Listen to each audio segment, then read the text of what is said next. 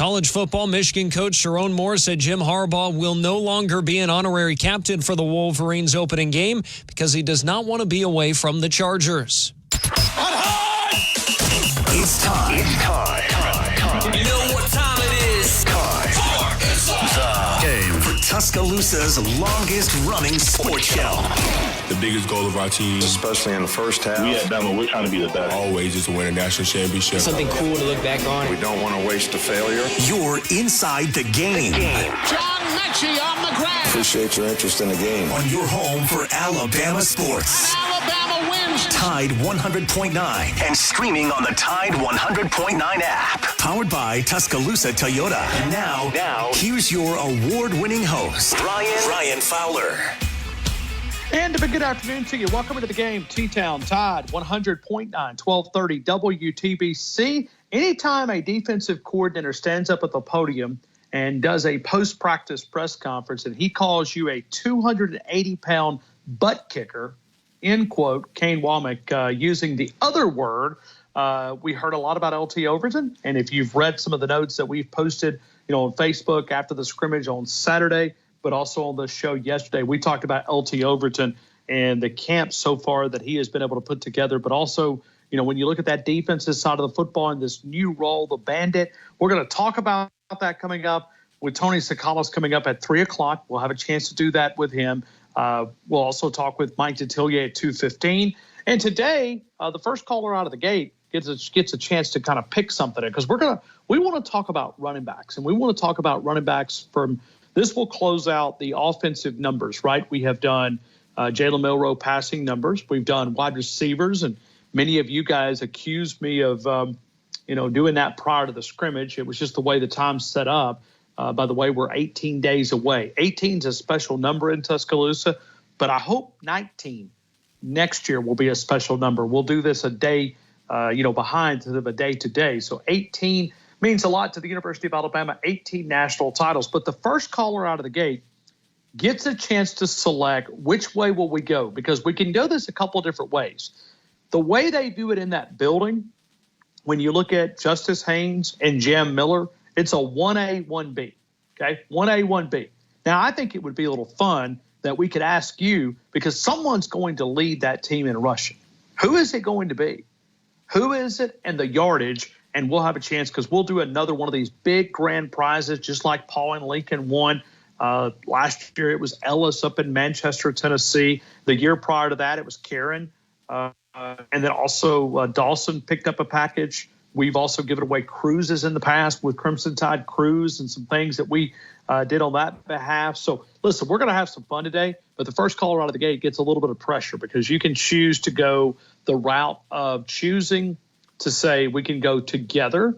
We could go total rushing. Now, that would be an intriguing number because you really combine not just this 1-2 punch, but also in your back of your mind, philosophically, schematic-wise, how much will Kalen rely on that rushing attack? Because as this Alabama defense starts to grow up and starts to take significant steps in the right direction, will he rely on that rushing attack to take a little bit of pressure? Because we know that the depth on that side of the ball is not where it is on some other parts. Now, they're thin in some areas on the offensive side, but really it's on the defensive side. And I don't think it's the first 11. It's probably not the first 15 or 16. It's more, if they had an injury, they would be in a little bit of a, maybe a hiccup. We're watching some key competition battles. So, we look at the rushing attack. There's a lot of different elements to this. You can combine how much does he want to take the pressure off of that, defensive side of the football? Because the best defense I know, yeah, it's better than the 1992 defense. It's better than the 2008 defense. It's better than the 2011. It's better than the 2016. The best defense that you possibly can have is the one on the sidelines when your opposing offense is also on the sidelines. So we're going to talk about that. We're going to dive into this rushing attack because, you could look at it a couple different ways. Now, we could select the player, and we could say, Justice Haynes, 1,220 yards. We can, you have to also kind of combine that too, because I think you're going to have two running backs that are probably going to get very equal touches. So maybe we'll do that. We'll have some fun here. We'll talk about this rushing attack, and we'll take phone calls, and we'll get qualified just like we did for the receiving yards, just like we did for the quarterback. So we'll open up phone calls. First caller out of the gate, just like we do on many times with a tiebreaker. On Tuesday, we'll do our score prediction contest, and we'll allow people to pick what tiebreaker we go with. Today, we're going to put a little pressure on the first caller out of the gate. We'll ask, do you want to go total rushing or do you want to go individual rushing? We're not going to do both. We'll do one, and then we'll go to the defensive side of the football, maybe later this week, maybe at the back end of the week. We're always powered by Tuscaloosa Toyota, TuscaloosaToyota.com, 3325 Skyline Boulevard, and online at TuscaloosaToyota.com. So we're going to have some fun today. 18 days away, brought to you by Alabama Credit Union. Did you guys see the notice? And I have to give credit back to Mike Rodak. Mike Rodak had he grabbed something from Will Anderson, okay? Now, think about Will Anderson. Part of our open included Will Anderson, but Will Anderson also revealed the anxiety word. Remember when the anxiety word was thrown around here quite a bit, and it was almost at the point that a little bit of embarrassing?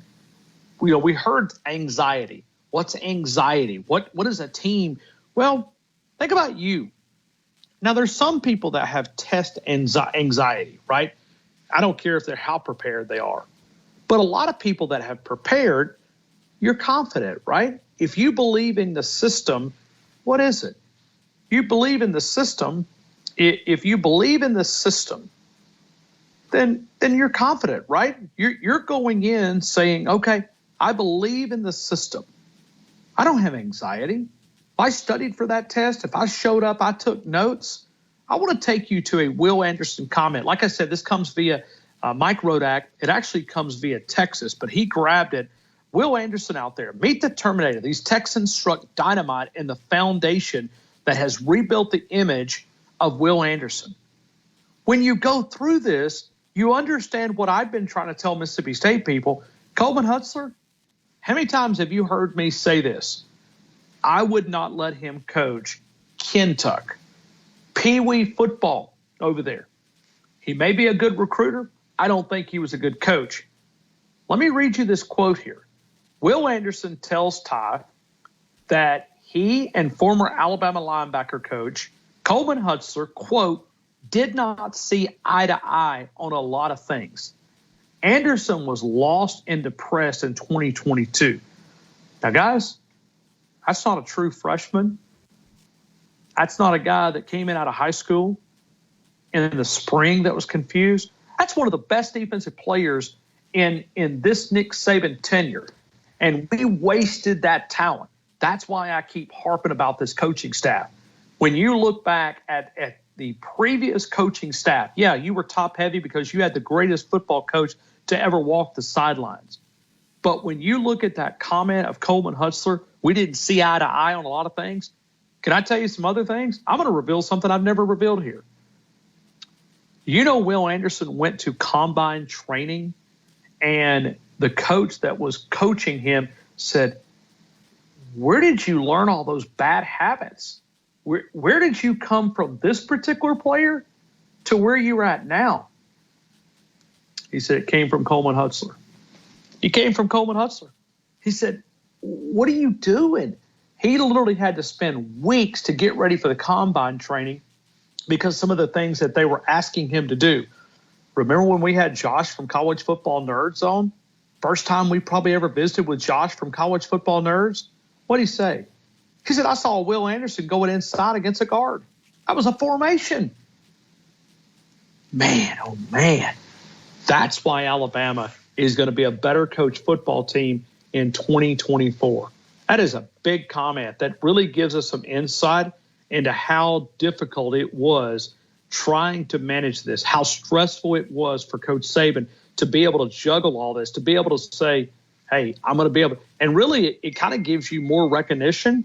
It also gives you a more as far as understanding, what this Alabama team was – because Nick Saban had to put in a lot of hours. We know Nick Saban's a quality coach, but he was having to make up the differences on these other assistant coaches.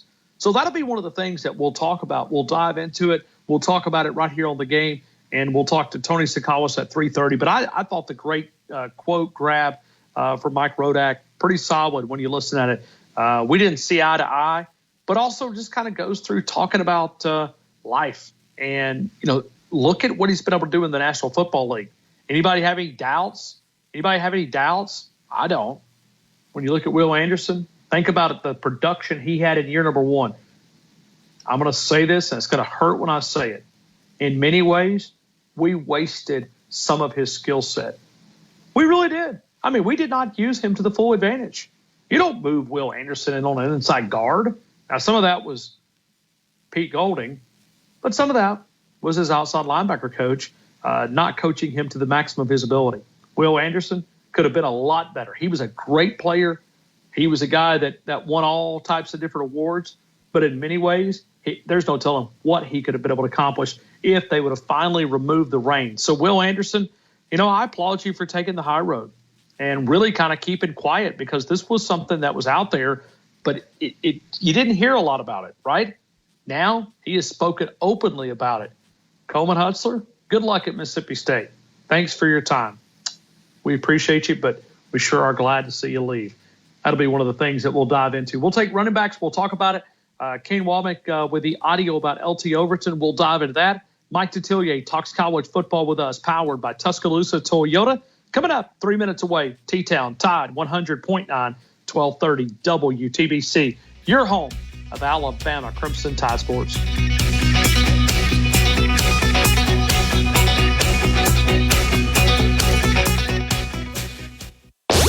This hour's West Alabama real-time news update from the Tuscaloosa Thread Newsroom. New weapons detectors at Tuscaloosa County Middle and High Schools have not detected any weapons. However, they have been triggered by other objects. A vote is set for tonight by the Tuscaloosa City Council on a proposed $2 million renovation to Odom Park in West End. Men ranging in age from 19 to 48 have been caught in a child solicitation undercover operation by the West Alabama Human Trafficking Task Force. The 2-week operation led to the arrest of 8 men from West Alabama and more. Code BETTER for 15% off your first purchase. Love it or return it for free. That's LUME deodorant.com. Code BETTER to save 15% today. Tide 100.9 Tuscaloosa weather. Mostly sunny this afternoon. Tuscaloosa's high at 94. Mostly fair tonight, the low 71. Tomorrow, partly to mostly sunny, the high 92.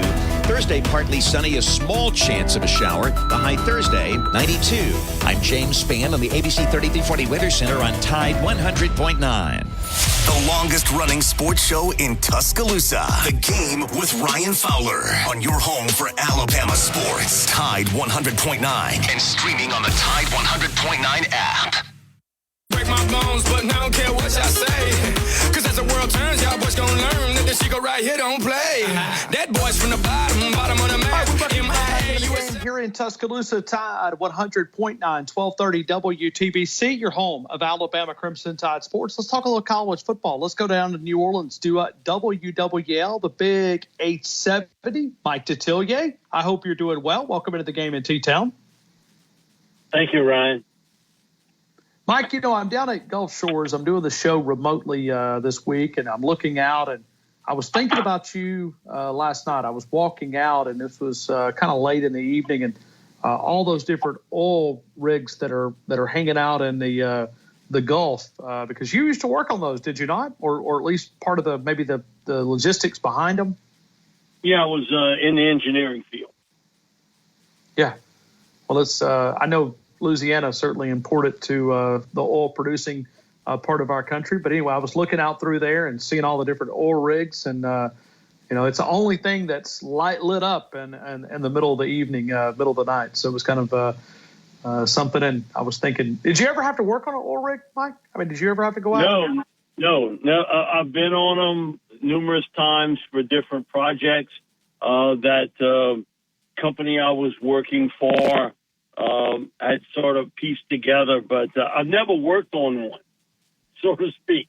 But I've got a lot of neighbors and friends who worked in the offshore business, and man, that was sort of a rocky ride because we went through it. Where in the 70s, for me to grow up, and everybody was working or involved in some manner in the oil field business or in the shipbuilding business. And in the 80s, you know, you could get cheap oil, cheap gas overseas, and they swung to that. And so it's been sort of the roller coaster ever since. The one area that I think for us here, even though I'm not directly involved anymore, is the natural gas business, because Louisiana is really the Saudi Arabia of natural gas. They have more natural gas here, you know, and most of it capped, which is amazing, because I have a piece of land that there is natural gas on it, and I've had it for 14 years, and they haven't done anything with it. Nothing. Just to cap on the in the middle of where they plant soybeans at. Okay. Hey, Mike, Will Anderson has made some comments that really grabbed our attention from a perspective and kind of took a couple of shots at his old outside linebacker coach. He was talking out in Houston, and we kind of gave credit to the source, Tyler Dunn. And he made a comment, says him and Coach Coleman Hutzler did not see eye to eye on a lot of things. He was lost and depressed in 2022. That was the year that we heard a lot about anxiety around Will Anderson. But whatever has happened, he's got it all together in the National Football League. And what a year he had last year. He's a signature player. And, you know, it was funny. Last week, because she lives in New Orleans, her and I have been friends now for over 10 years. Jen Hale, sideline reporter for Fox, she brought up, she had sort of a one-on-one interview with Will Anderson, and he brought up about, you know, his confidence as a player, being in that system with the Texans, having D'Amico Ryans, a former linebacker, you know, being able to kind of talk to him about certain things that he's looking for. And she was so impressed, and I told her the story that Pete Jenkins always talks about Will Anderson, and Pete has always been probably Will Anderson's, you know, biggest cheerleader. And listen, Pete don't go out on a limb for a lot of people, but he does for Will Anderson. And his deal is Will Anderson ain't scared of nobody but his sisters.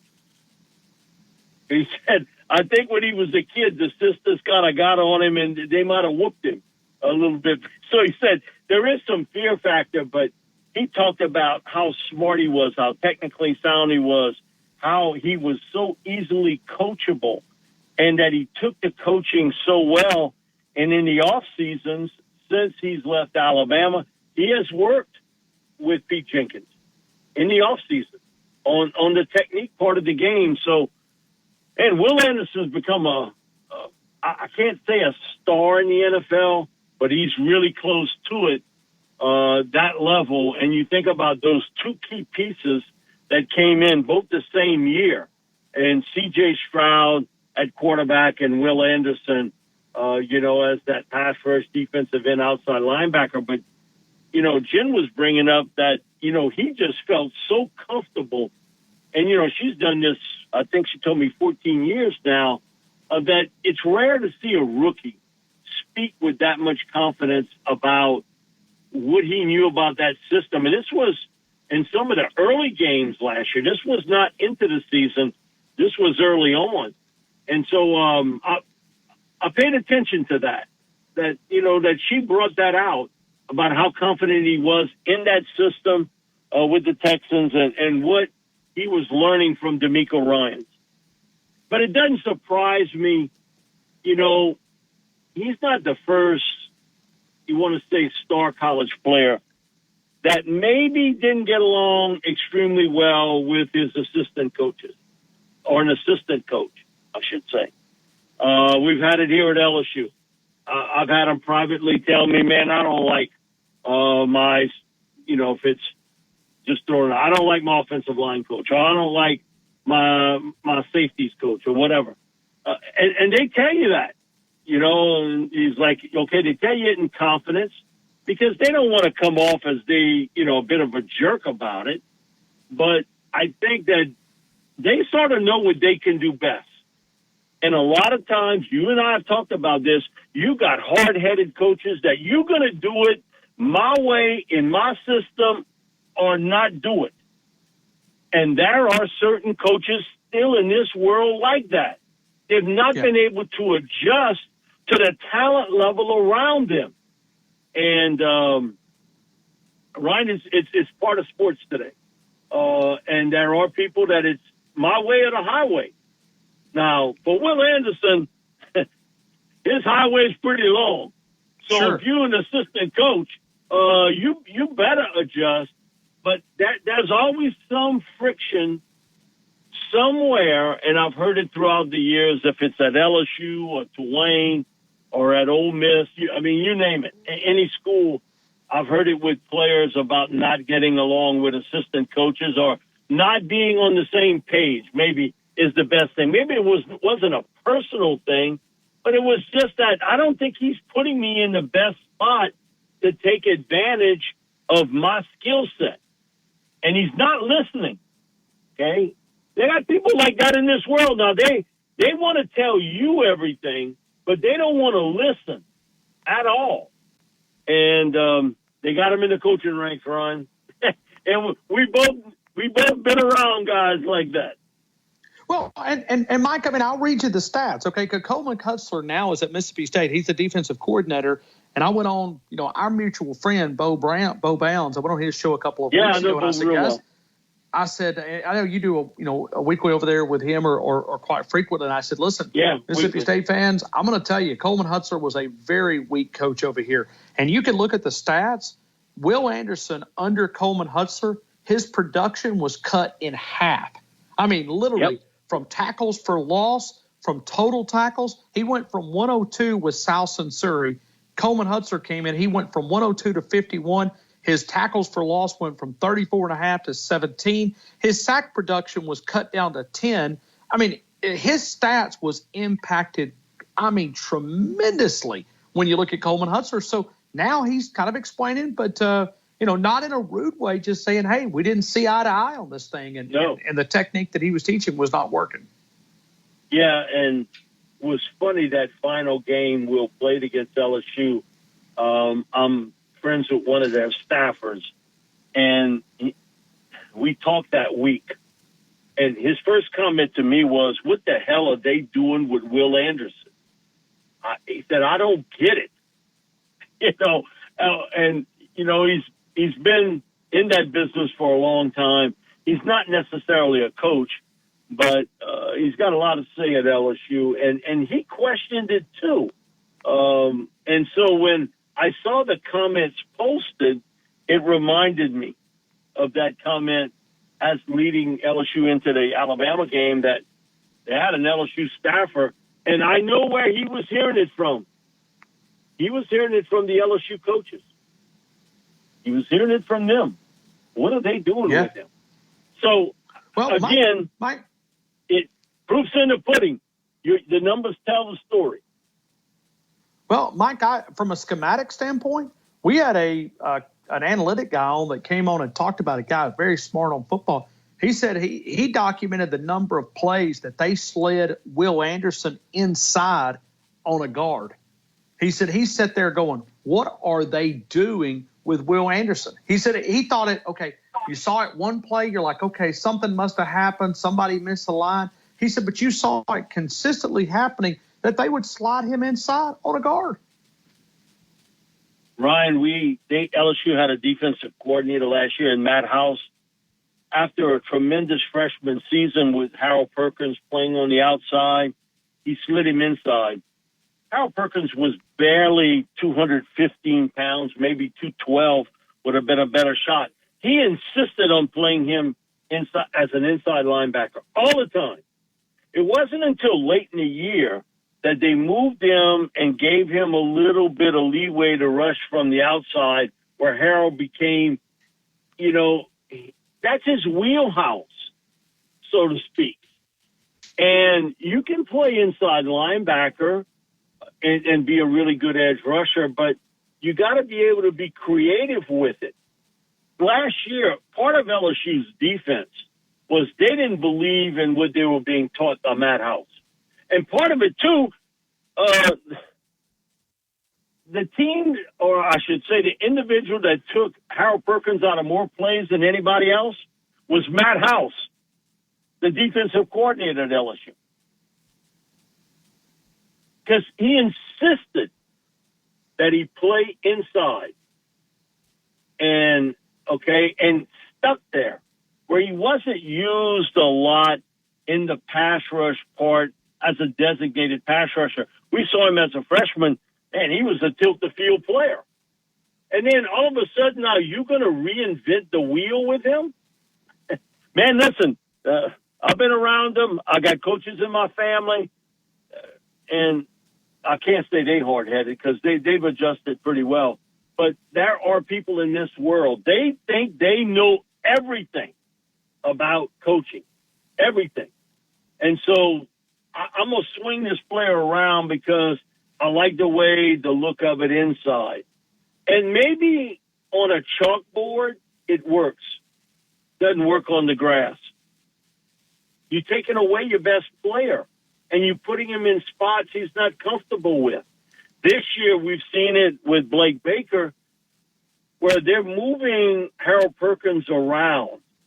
And Blake's a former linebacker. Man, I told him the other day, I'm getting old. I remember when they recruited him to Tulane when he was a linebacker. And so he is sort of changing up around and trying to get where an offense cannot figure out exactly where Harold Perkins will line up each play.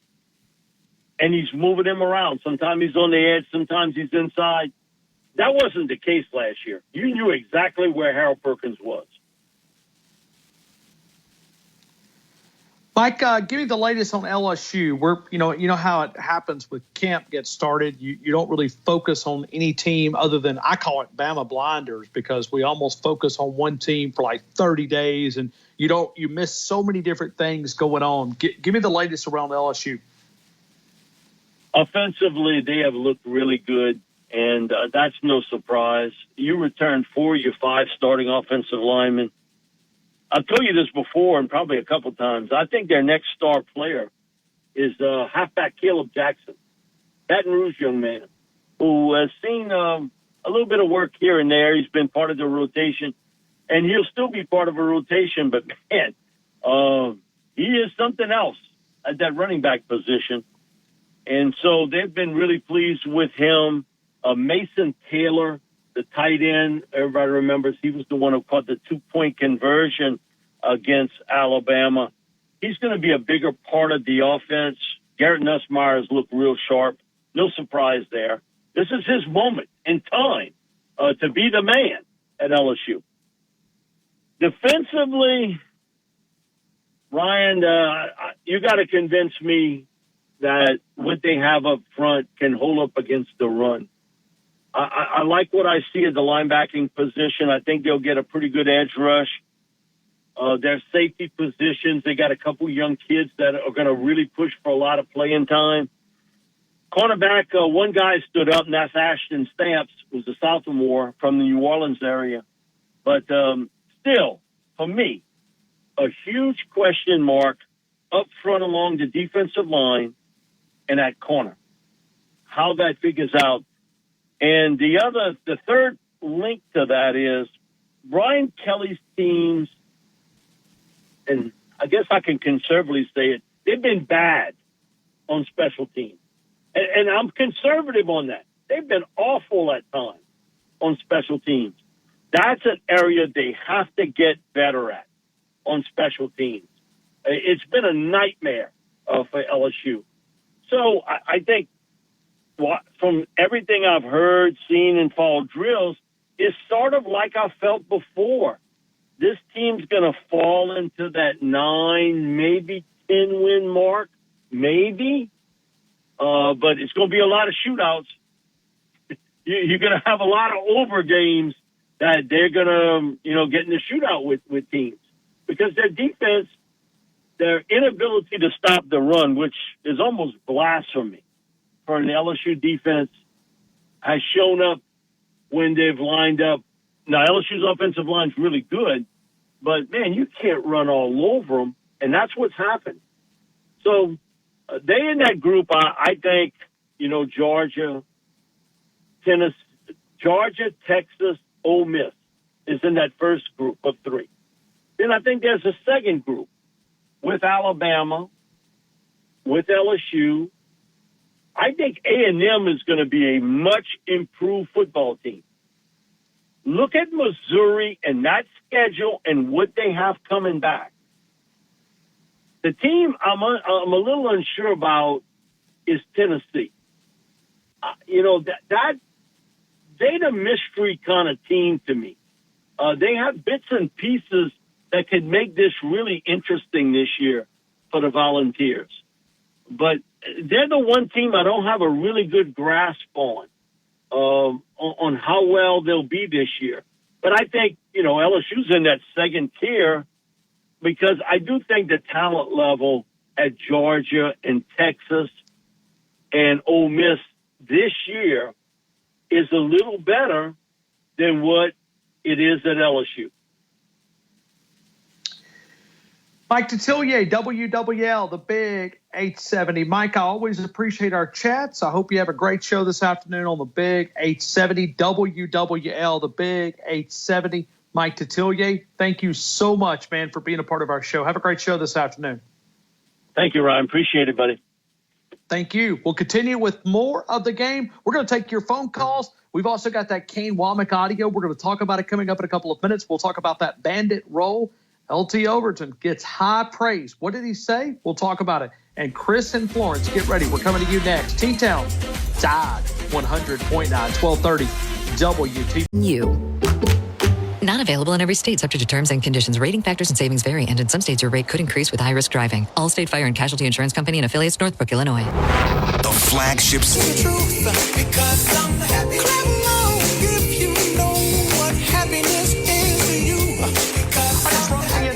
It's a one-stop shop serving West Alabama for all of your waste removal needs. When you have to know it's being done right, that's the time to call Rumsey Environmental, 205-248-0002.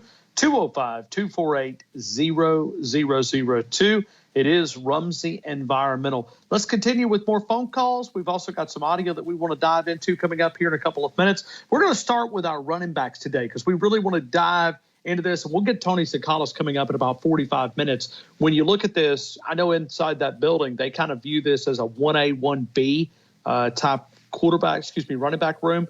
But, as we've already put on the Twitter account, who is going to lead this team in rushing? Give me the number. We're going to do a grand prize package next year, just like we did this past year, and we'll do all of our weekly scores. But this is just a way that you can get an entry. We had several people that put entries in. And, hey, we'll take those phone calls at 205-342-9904, 205-342-9904. Florence, Chris, good afternoon. You're in the game. I hope all is well. How's it going, Ryan? How's the beach? Oh, the beach is great, man. I'm looking right now. I'm looking out at the Gulf of Mexico. Beautiful, beautiful, beautiful, beautiful. And, this is, it's a beautiful time of year to visit because all those little kids are back in school, which, all of us older folks like to appreciate. So get in there and get your studies done, kids. Let us enjoy the beach for a few weeks. That's right. That's exactly right. Chris, what's on your mind, my friend? Well, I heard you were trying first caller. You were like, all right, I'm going to be the first caller and try to see if I can get in on this score here. I wasn't going to let AC from Bangladesh or anybody. Chris, I'm super thankful that you are the first caller. Okay, so we got to discuss this, okay? When we look at rushing the football, we think about Kalen DeBoer, and we have this stereotype in our mind. Anybody from the Pac-12, they're going to throw it all over the place. But when you really get to studying some of the offensive formations around Kalen DeBoer, he likes to pound the football. I mean, they ran the football probably better than we did when you look at last year. So I wanted to brainstorm with you a couple of minutes because we could do this a couple of different ways. Like we did this with receivers last week, and we asked people to call in and give us a receiver and tell us the yardage that you thought he was going to put up with the receiving numbers. But I could go a couple different ways. We could actually go rushing offense. Like we could look back and say rushing offense. Or, we could pick individual guys. And we could say that, hey, this, Justice Haynes, and we could do, the yardage production. So you being the first caller out of the gate, what do you think? I mean, we could talk it out. We'll talk about pros and cons and your thoughts. Well, I think that it's going to be, like you said, 1A, 1B. I think it's going to be running back by committee because you got two horses in the backfield that can really run the rock. Jam Miller showed that he can run the rock extremely well, and so did Justice when he got in there in the Rose Bowl game. That was kind of his coming out party, reminding me of a certain running back who's now with the Baltimore Ravens in 2013, 2014, when he had his coming out party against Oklahoma in the Sugar Bowl. So I think it's going to be a combo of rushing. I think you're going to have two 1,000-yard rushers. I'm going to say 2,500 yards between both of them combined. Okay. So hold on. But before we get there, so do you want to break it up? Do you want to break it up and do total, or do you just want to do each back and you say it? Let's do each back. Okay. All right. So Chris and Florence has selected that we do each back, and I don't have a problem with that. I think that's a good number. But I think there's so many different things that you can calculate, is because not just offensively they want to be a balanced offense, but also when you look at offensively, they also want to be able to take a little pressure off that defensive side of the ball, because we all know that depth is a concern over there. That they're pretty solid, with their first 11, maybe their first 16. They're thin in some spots. So until this defense really grows up and we get some of the youth that's on this team some reps, then I think they're going to rely on that running back room. Why not? So you got to kind of calculate that in your head. That's what I'm thinking too. We're not going to be like I'm going to use, for example, you're not going to see us run 3 plays and go 90 yards like Oregon does. They're going to be, as soon as the ball's spotted, they're throwing the ball, or with Coach Kiffin at Ole Miss, as soon as the ball's spotted, they're throwing the ball to the official. We're not going to be like that. We're going to have to, the best defense is a good offense, and we've got to give those young corners a chance to get rest, because and another thing that I think is going to be to advantage this year, Ryan, I grew up in the days where you had a grease board. You broke down grease board with those. We're not talking about the iPads. The iPads are going to be huge additions, because you can go back and put that play into motion and see what you did wrong, and you can see on the play, all right, this receiver did this. I need to do this. I need to learn to watch this move. He did this move. He did that move. So just a little side note there. And that is some things that, not just offensively, but defensively, you're going to have these headsets on so you can communicate to your guys out there. So what an awesome year to transition to this, because as this is a learning curve, right? We're still learning a new scheme. We're still learning a new offense. To be able to allow these guys to get to know, I think it's a huge step.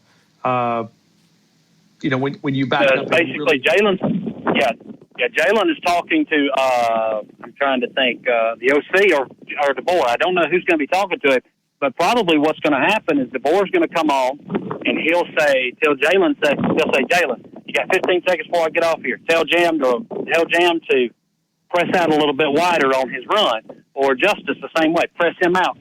Go off, or when he presses off, he runs a wheel route. Tell him to press a little bit further, sell that deep fake, and then run it. Then the headset will kick off, and then all Jalen's got to say is, hey, Coach said, cut your route down a little bit and sell the run a little bit better. That's the good thing about, like he's talking about. And I hate to get off topic, but that is, we don't think about this new technology that we've got this year in football, in college football.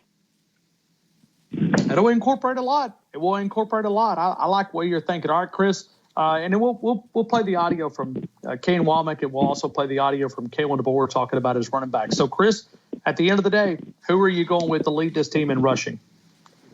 I'm going with Jam Miller with, and I'm going to say 2,500 yards combined between both of them. So I'll let you split that up if you want to figure that up. No. Oh, okay. If you're going to go, okay, so I got to pick. Yeah, you got to tell me the yards because if I'm picking, that'd be my contest. Okay. So let you pick it. Okay. All right. Well, I'm going to go. All right. So I'm saying 1,500 yards between 2,500 yards between them. So I'm going to say Jam with 1,700 on the dot. Wow. So you're going Jam Miller 1,700. I'm going to say 1,700 because there's going to be some games, Ryan, where we may have to take the air out of the football game. Like we go to LSU this year. We're controlling the ball. We got a 3-point lead over LSU with 8 minutes to go in the ball game. What would you rather do? Hand it to the horse, or would you rather pitch it all over the yard? Okay. Yeah. Well, and try to take some pressure, but this offense is going to be explosive. They're not going to conservative, but there's a way that they could possibly, So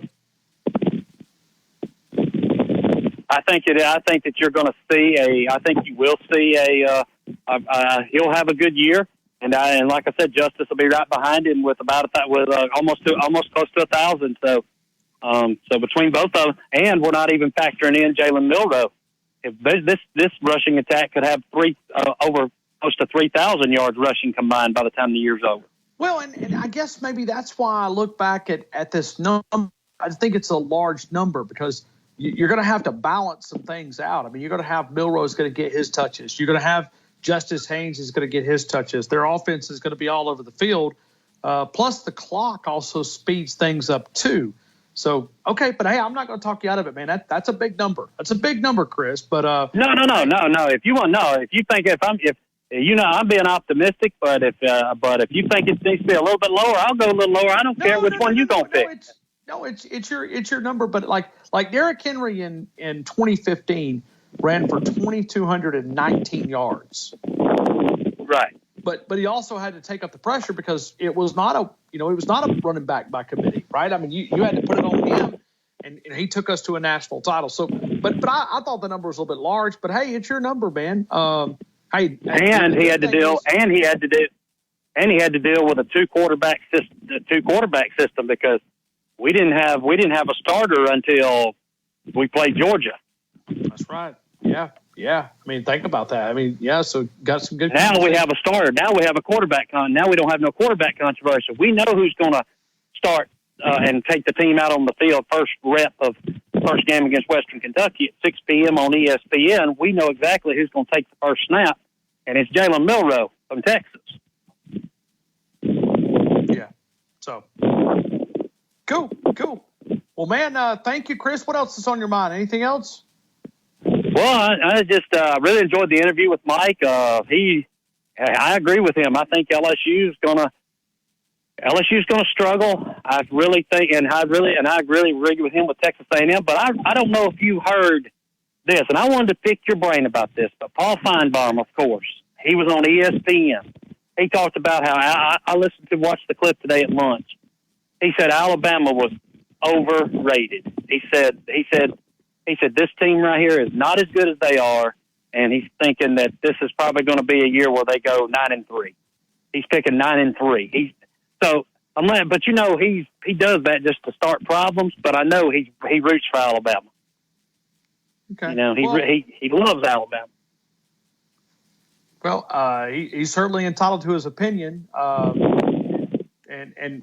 we know the coaching staff, and that's also a good little tidbit about what you said about I was also intrigued to hear Will Anderson talking about his former position coach. That really was an enlightening and inciting comment. That now he is the defensive coordinator at Mississippi State. So wow, I mean that really just shows you that no wonder Coach Saban retired. He was burned out also because he was having to be at most every position coach on that field because he wasn't able to find the quality coaches that he had at one time. Well, and Mississippi State people think that this guy can be an elite defensive coordinator. Hey, Chris, I appreciate you, man, so much. Thank you for being a part of our show, and hey, you got the contest started off in a big way, man. Thank you again. Thanks, Ryan. Enjoy the beach and get ready because we're 18 days away. So we're 2 weeks away.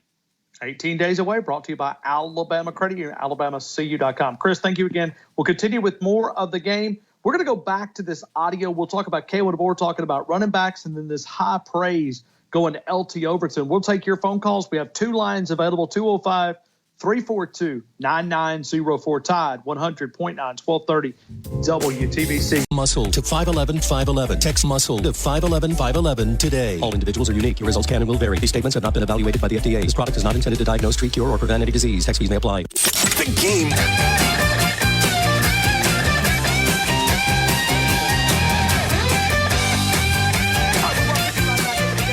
Tuscaloosa Tide 100.9, 1230 WTBC. We're going to dive into a couple different things here. We're going to take phone calls. We'll continue those at 205-342-9904. Let's go back to Kalen DeBoer talking about the running back and the running back depth coming out of this first scrimmage. I think it kind of gives you a little understanding, might help you base your opinion on something. We'll talk with Tony Sakalas coming up around 3:30.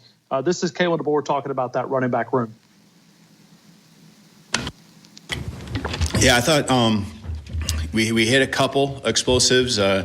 Jam had a nice play down in the red zone there. A lot of it was the offensive line, as it always is. I think there's some schemes we're really good at.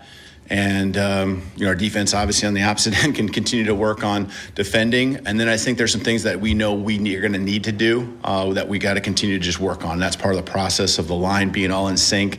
But, one thing I'll just say about our running backs, they're very versatile. And if they maybe don't get those seams as much as they want in the run game, shoot, they're a threat in the pass game. I don't care if it's checking out and, we swing it out to them in the flat, or if they're really one of the primary, route runners that's getting out of the backfield. They're doing just a good job all around. And, both Jam and Justice taking pretty much all the reps with the ones there. They did a great job. So running the football, physical, really not many times where you just like, oh, come on, or anything like that. So I just really feel that we got a great and solid backfield with both of those guys.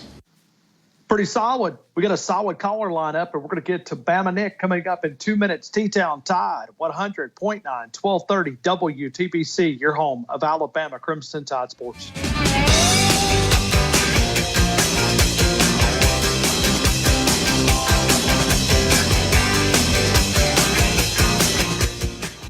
El Grant is the great Mexican place in Winn-Dixie Shopping Center. Go over and see my friends Carlos, 205-391-4555, 62 McFarland Boulevard, Monday through Thursday from 11 until 9:30, Friday and Saturday 11 until 10:30, Sunday also open 11 until 9. You'll find the great daily lunch specials. You'll find great entrees, including the great fajitas, great desserts. The kids menu, always welcome. The call-ahead orders as well.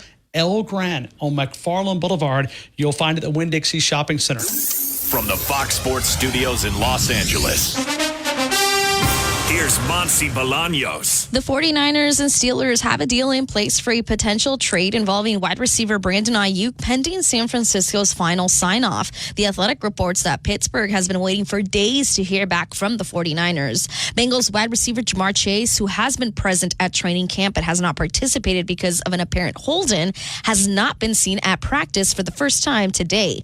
Vikings rookie quarterback J.J. McCarthy will have surgery for a torn meniscus in his right knee. Vikings head coach Kevin O'Connell confirmed that it occurred during Saturday's preseason victory over the Las Vegas Raiders. Doctors will decide during surgery whether McCarthy needs a trim of the meniscus, which could allow him to return this season, or a full repair that could sideline him until 2025. The news ensures that veteran Sam Darnold will be the Vikings starting quarterback week 1 and likely beyond. And in baseball, Dodgers rookie pitcher River Ryan will undergo season-ending Tommy John surgery. WTBC Tuscaloosa and Supplies. Stop by Northport Electrical Supply. Supply, Monday through Friday, 7 until 4, right next to Northport Auto Supply, Highway 82 West in Northport. Blue Spring Living Water is located in Bluntsville, Alabama, Blount County, about an hour north of Birmingham. Blue Spring Living Water is harvested and bottled from a centuries-old natural spring on a private family farm. Blue Spring is an all-natural water source that flows just under 1 million gallons a day. They have partnered with Waterway of Alabama, and they've been in the water delivery business for over 30 years. To have Blue Spring Living Water delivered right to your home, right to your front door every month. New customers get their 5 jugs for $50, and the empties are exchanged every month for new ones. I know we have it at the Fowler household. We drink more water because of BlueSpringLivingWater.com. You can sign up at 205-602-3426. Talk to someone directly. Blue Spring Living Water can also be found. Mark Smart. Visit us at 3537 Skyland Boulevard East or check us out online, bmwoftuscaloosa.com. BMW of Tuscaloosa. Take your dreams for a drive. Tide 100.9 Tuscaloosa weather. Mostly sunny this afternoon. Tuscaloosa's high at 94. Mostly fair tonight, the low 71. Tomorrow, partly to mostly sunny, the high 92. Thursday, partly sunny, a small chance of a shower. The high Thursday, 92. I'm James Spann on the ABC 3340 Weather Center on Tide 100.9. Any way you want it, that's the way you need it. Any way you want it. She loves to laugh, she loves to sing, she does everything. She loves to move, she loves to groove, she loves a lot of things. All night, every night. All right, we welcome you right back into the game. T-Town Tide 100.9, 1230 WTBC, your home of Alabama Crimson Tide sports. We're talking a little Alabama Crimson Tide football. We are always powered by Tuscaloosa Toyota. TuscaloosaToyota.com, 3325 Skyland Boulevard, and online at TuscaloosaToyota.com. The great dealership right there on Skyland Boulevard. If you're looking for a new Tundra, 1.9% interest with a $2,000 loyalty cash on the 2024 Tundra.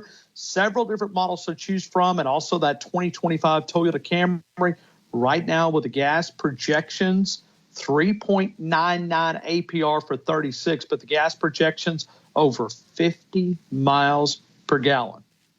Now, you do think about where gas prices are at currently. Could they go up? They could. They could. You never know. That Camry kind of gives you a little peace of mind. 50-plus miles. Come on.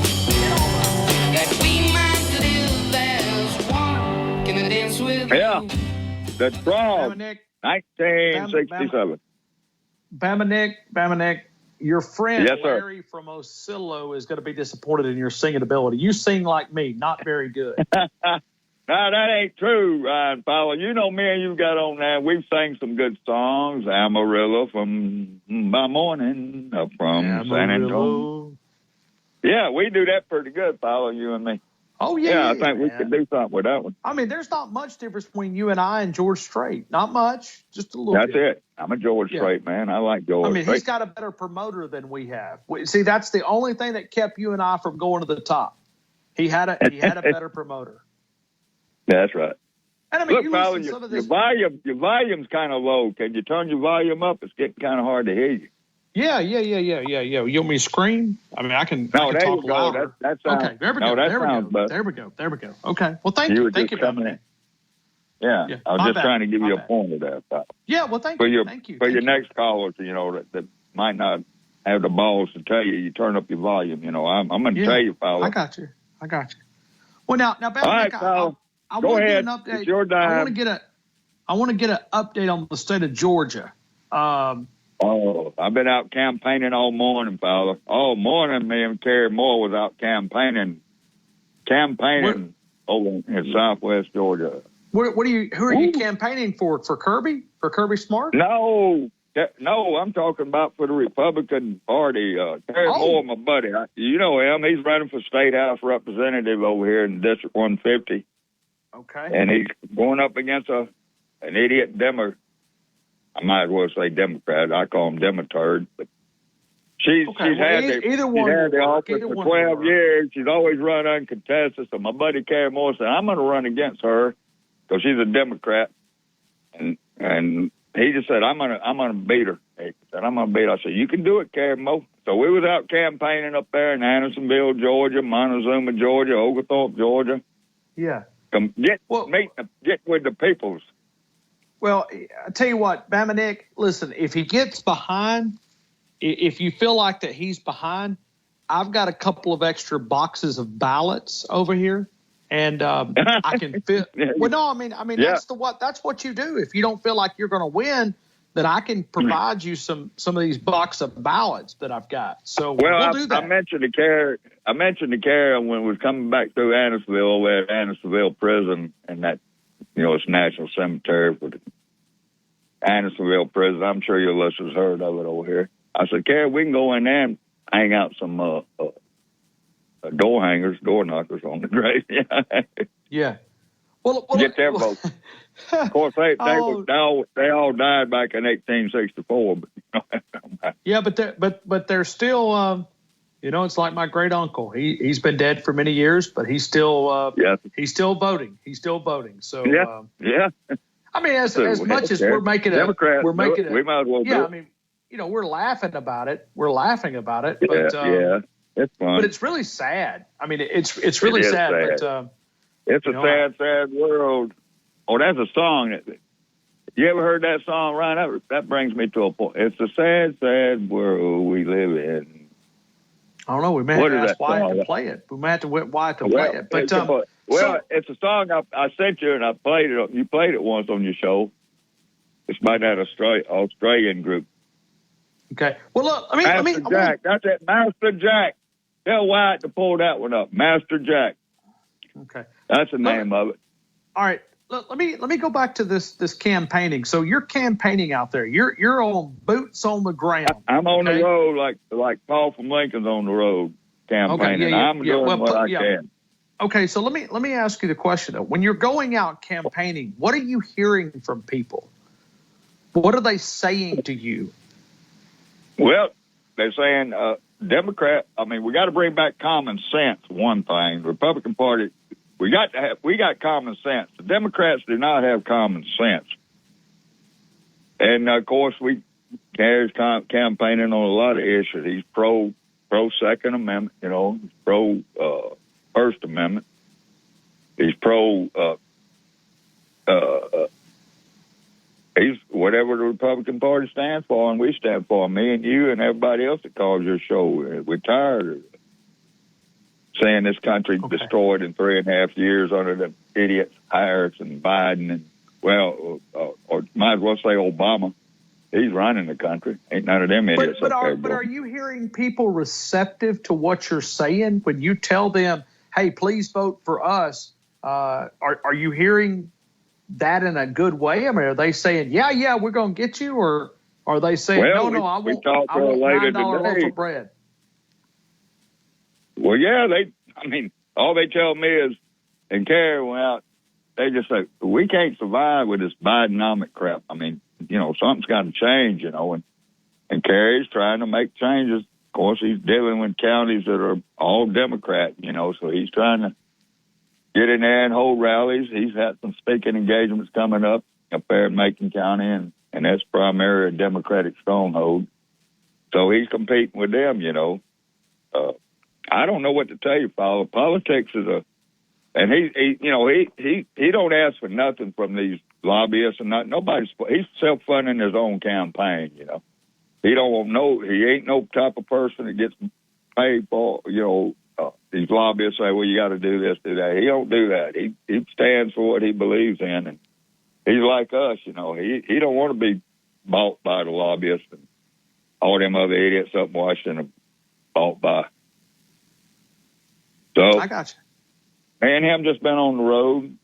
Okay. Well, so are you, as you're campaigning for your buddy Kerry Moore, are you giving him a little boost of Trump? I mean, are you dropping Trump out there? You're. Oh, they know we're Republicans. I mean, and they're Republicans. They know who Trump is. I mean, they're not idiots. Okay. Well, come on now. These people over here, so we're not stupid.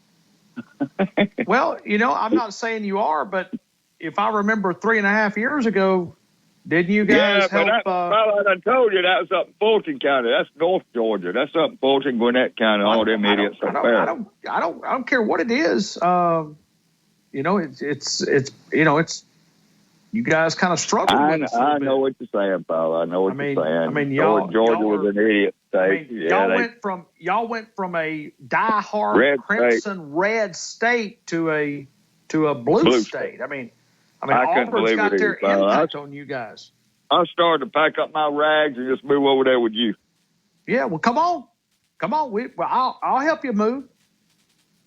Well, okay, that's fine. Looks like you guys are going woke over there.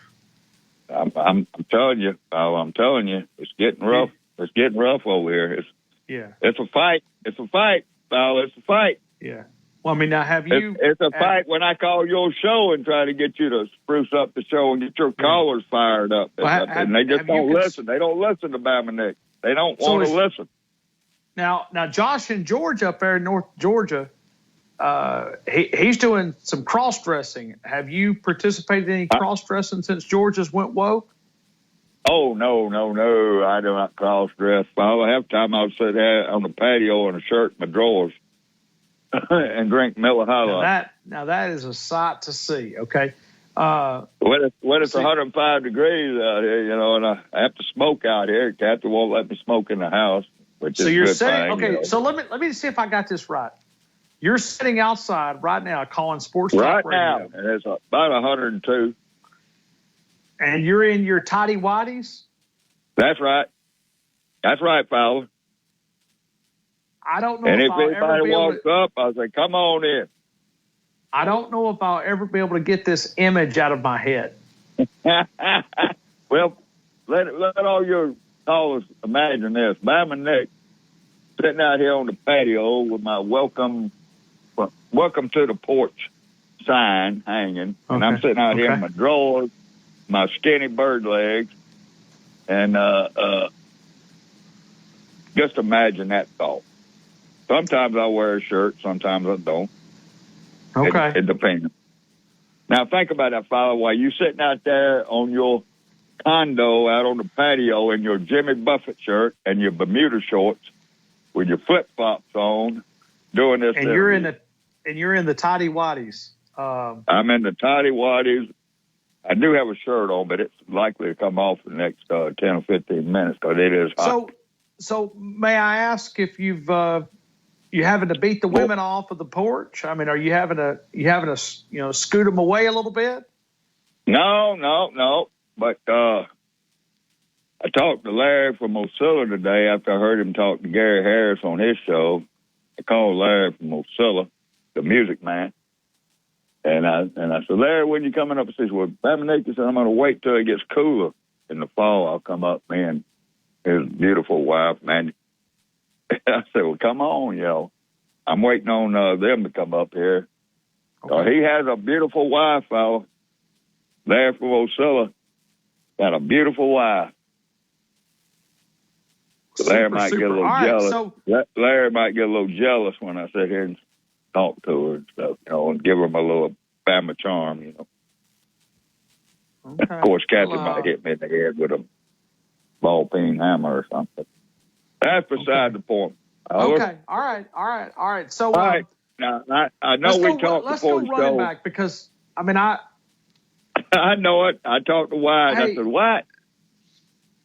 I mean, Bama Nick, I didn't even know who the top 5 running backs we had, and he gave me the lowdown. I said, okay. So where are you going? I mean, you always want these I'm going contests. Richard Young. I'm going Richard Young. Now, Bama I want an injury report. Bama Nick, do you consider me a friend? Yes, sir. By all means. I wouldn't go Richard Young. Why? Is he injured? He's not going to get the reps that Jam Miller and Justice Haynes are going to be. Yeah, Did Wyatt tell you to pick Richard Young? No, I like Richard Young from what I've seen over the last year or two, Yeah, but you're really going to I figured it's his time. Well, I mean, you got to stick with your Georgia boy, Justice Haynes. Now, fella, let me ask you this.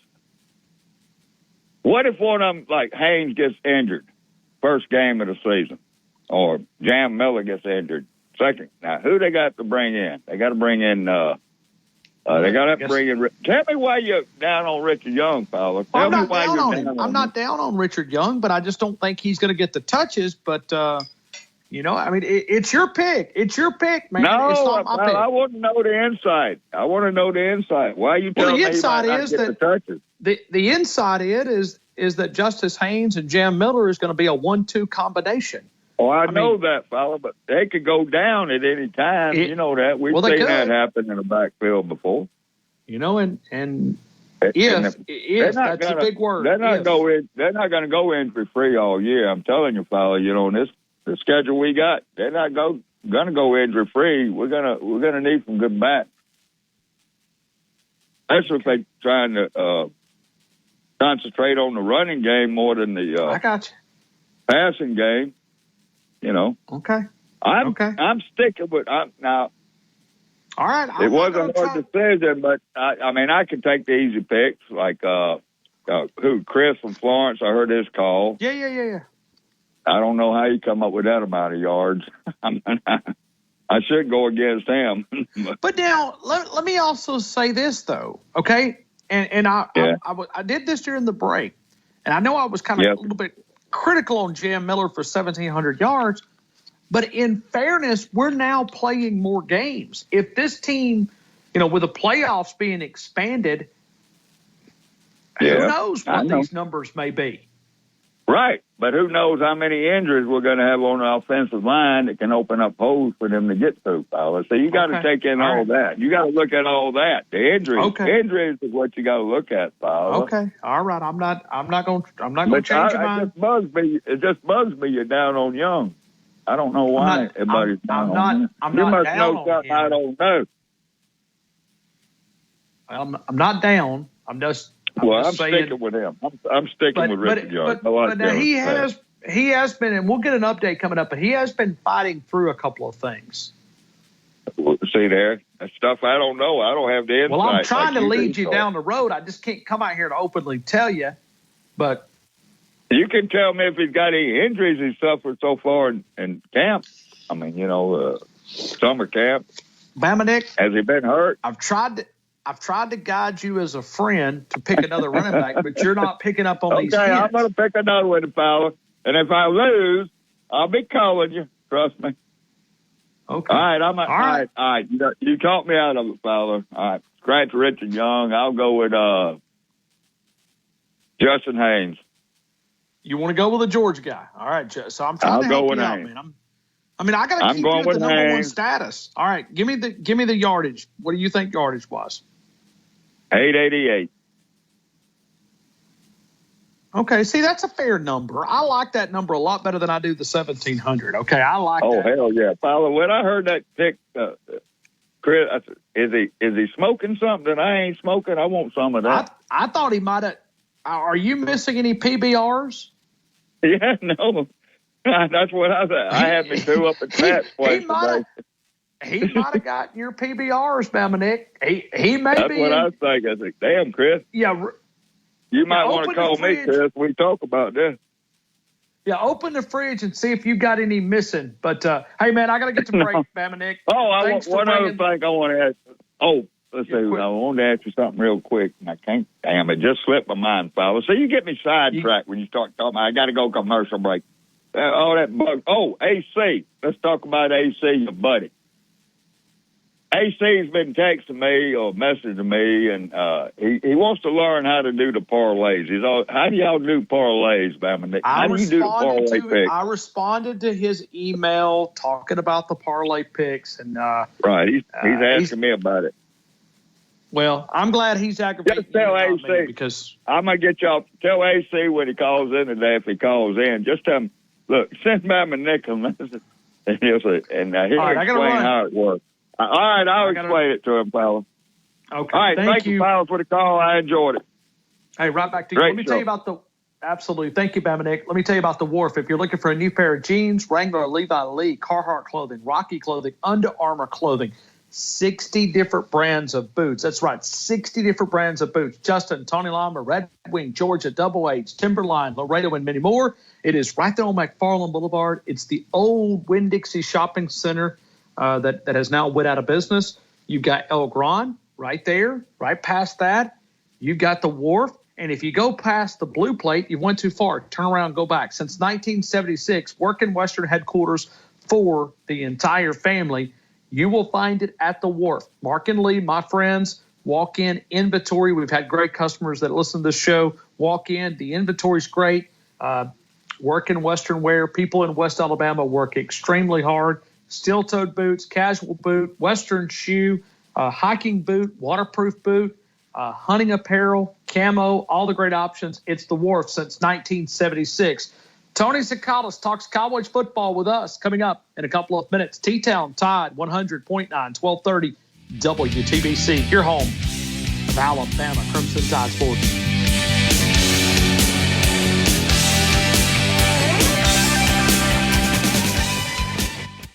Now, this hour's West Alabama real-time news update from the Tuscaloosa Thread Newsroom.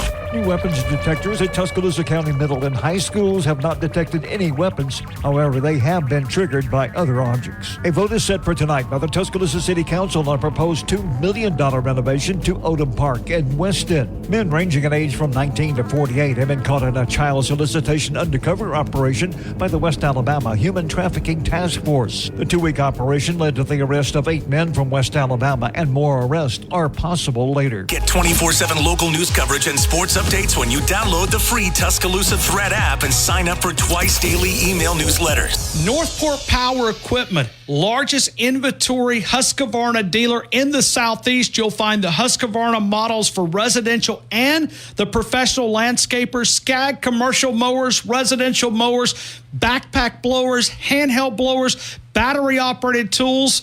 The service department at Northport Power Equipment. Code BETTER for 15% off your first purchase. Love it or return it for free. That's LUME deodorant.com. Code BETTER to save 15% today. MedCenterUrgentCare.com. We expect the unexpected. Locations in Tuscaloosa, Northport, North River, right there off Rice Mine Road, Fayette, Demopolis, Hoover. The great doctors, urgent care, family medicine, injuries, occupational health, sports physicals. We do expect the unexpected. MedCenter changes within just a couple of days. Text support to 511-511. These statements have not been evaluated by the FDA. This product is not intended to diagnose, treat, cure, or prevent any disease. Tax fees may apply. Tide 100.9 Tuscaloosa weather. Mostly sunny this afternoon. Tuscaloosa's high at 94. Mostly fair tonight, the low 71. Tomorrow, partly to mostly sunny, the high 92. Thursday, partly sunny, a small chance of a shower. The high Thursday, 92. I'm James Spann on the ABC 3340 Weather Center on...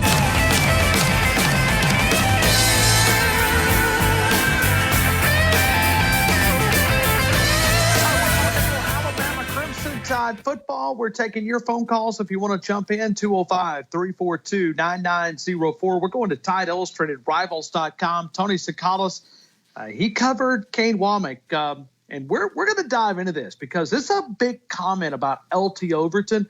How can he be used in this new bandit role? But really, when you talk about, getting the type of compliment, why do we have to filter out the word that he used to describe his bandit, LT Overton? Is that? No, we can air that one. We can. We can air that one. Do you have it ready? I got it. LT Overton, ideal bandit. Here we go. This is Coach Kane Womack, and we're going to ask Tony Tsoukalas to interpret this coming up in a couple of minutes. This is Kane Womack and what he said about LT Overton just a couple of hours ago. You know, I think him and Zebo Latham are really the frame, right? That's the ideal. That person has to play a 4-eye. They have to play a 5 technique. They got to play a 9 technique, right? Occasionally, right, they'll fall back inside on the run fit, some of those things, right? They can do a lot of different things. But I'm impressed with their athleticism. Those guys, they can really move. They can, they do a good job to be that big. So yeah, I would say from a prototype bandit, position, the field defensive end. That makes things really challenging to establish runs to the field when you have a 280-pound ass kicker over there. So. Tony Tsoukalos breaks down that next. T-Town, Tide 100.9, 1230 WTBC. Your home of Alabama Crimson Tide Sports.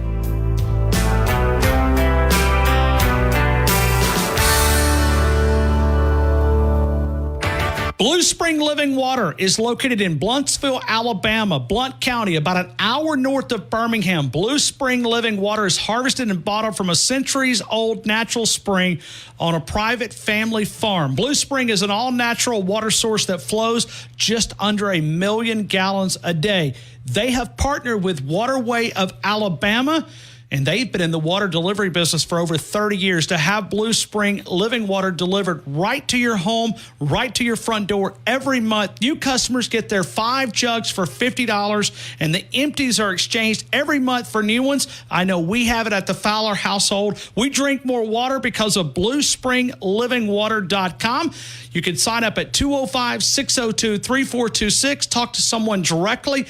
Blue Spring Living Water can also be found.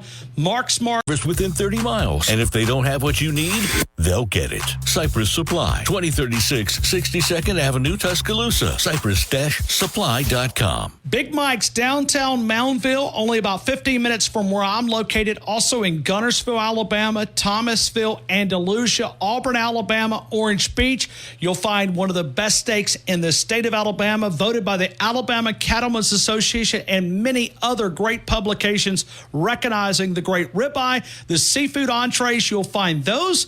The great at airport security.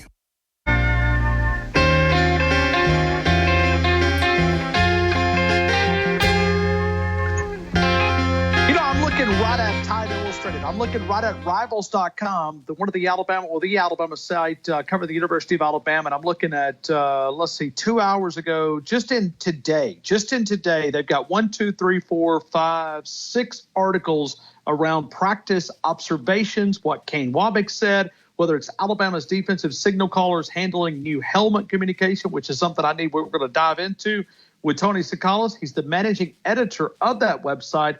His also responsibility includes covering daily of the University of Alabama. Tony Tsoukalos, I hope you're having a great day. Welcome into the game in T-Town. Hey, Ryan, how's it going? I'm good, man. There is so many different things that I want to recap with you and talk about it. Let's go to today's practice. Anything grab you from a practice observation?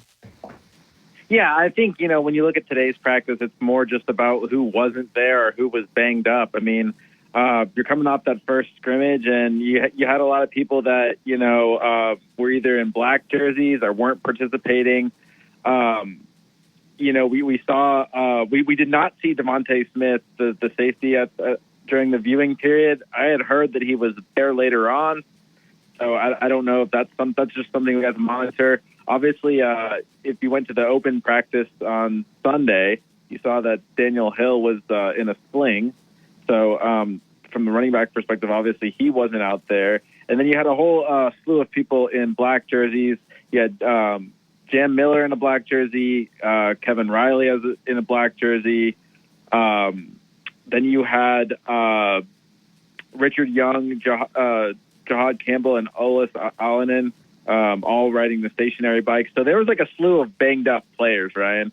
That being said, I don't think, there's any huge injuries. I think it's nothing to get worried about. The sky isn't falling for Alabama. I think all these players are going to be fine. It's just coming off that first scrimmage, kind of maybe taking it light, until they can get things worked back up again. All right, let's go back to the scrimmage, maybe your big takeaway, because I know you work the phones. We listened to Kalen DeBoer, inside Bryant-Denny Stadium. Give me your big takeaway from the scrimmage. Yeah, I think. I'm going to go with the most important thing, and that Jalen Milroe had a good scrimmage. Now, is that the flashiest thing to come out of the scrimmage? No, but I think if you're looking at what is going to impact Alabama the most, I think it's the fact that Jalen Milroe put together a positive scrimmage. He had 3 touchdowns to the air, another one on the ground. He did throw an interception, but I think the overall view on him from the day is that he had a good scrimmage, and that's what you want to hear from an Alabama perspective, because you want to see that development, you want to see that progression from him. That's one of the big concerns. So that's my ultimate number one takeaway. I think it's fun to look at guys like Ryan Williams, who scored on the third play from the offensive part of the scrimmage. It's fun to look at LT Overton, who had a few sacks and was just kind of a monster on defense. But really, biggest takeaway has to be Jalen Milroe. Yeah, that he seems to be very comfortable in this Kalen DeBoer offense, that he's really taking some steps in the right direction. And I know that, listen, when you look back at last year, you can put a lot of responsibility on the center exchange. You can put a lot of responsibility on Tommy Rees, whatever went wrong. But it does seem like he's more confident in this system than what he was in the previous system. Definitely. And I think, this is a system that's going to be able to use him. I think you're going to see Kalen DeBoer really exploit his strength, or really show off his strength, and really just kind of let him operate in a system that he's comfortable with, but then also have him know enough of the offense where he's not limited, and he's able to kind of, see things and anticipate things. And I think you're going to see that growth in year two from Jalen Milroe. You're going to have to, but I am encouraged from what I'm hearing behind him, about him, and also behind him as well. Heard really good things about Ty Simpson, Dylan Lonergan, Austin Mack. The quarterback position at Alabama looks really good. Obviously it all starts with Jalen Milroe, but heard really good things about Ty Simpson as well. Let's go to the offensive line. What are the things that needs to be answered there in the next couple of weeks of practice? Yeah, I think, any question of that left tackle spot is pretty much done. I think you can say that, Caden Proctor's pretty much solidified himself at that left tackle spot. So really it's all about the right tackle spot. And we've seen Elijah Pritchett, kind of move from working at, the backup, or working as the first team left tackle before Caden Proctor came in, and now he's working at the backup right tackle behind Wilkin Formby. And I think that's a close competition.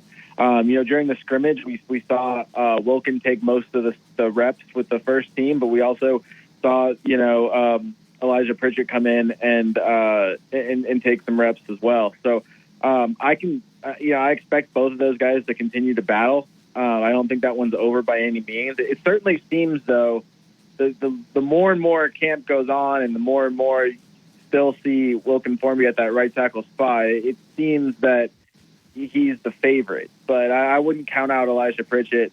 I've heard a lot of good things about him.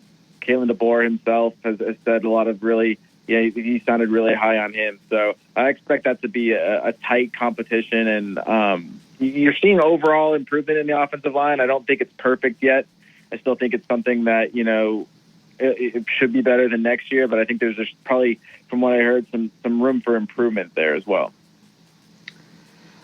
Let's go to Ryan Williams. We all know the buzz. We've watched it with our eyes. We've went to practice. We've observed it. When you look at Ryan Williams, it's almost like, what do you say are fair expectations? I mean, this guy's a freak on the football field. Yeah, I think that there should be somewhat tempered expectations. He still is a freshman, and Alabama still has plenty of really good options in this receiving core. So when I did my column on Monday, and I did the, buy or sell, and one of the big topics I had was him breaking the freshman receiving record, which is held by Amari Cooper with 1,000 yards. I took sell there. But that's not to say that I think that Ryan Williams is going to have, a bad season, or he's going to be not going to live up to the hype. I just think that he's been so good this preseason that I think all of a sudden people are expecting an 1,000-yard season for him. And that's a lot to ask, Ryan, of a freshman. He definitely has that kind of talent. And he's going to come in with, as much talent as we've seen at the wide receiver position from Alabama. So we're talking that Jalen Waddle level talent, that Amari Cooper level talent, Jerry Jeudy, whoever you want to use. He's got that elite talent that he could be a difference maker. But at the same time, I think you can expect him to be a big part of this offense, but let's not set unreal expectations on a 17-year-old. I just don't think that's fair on him.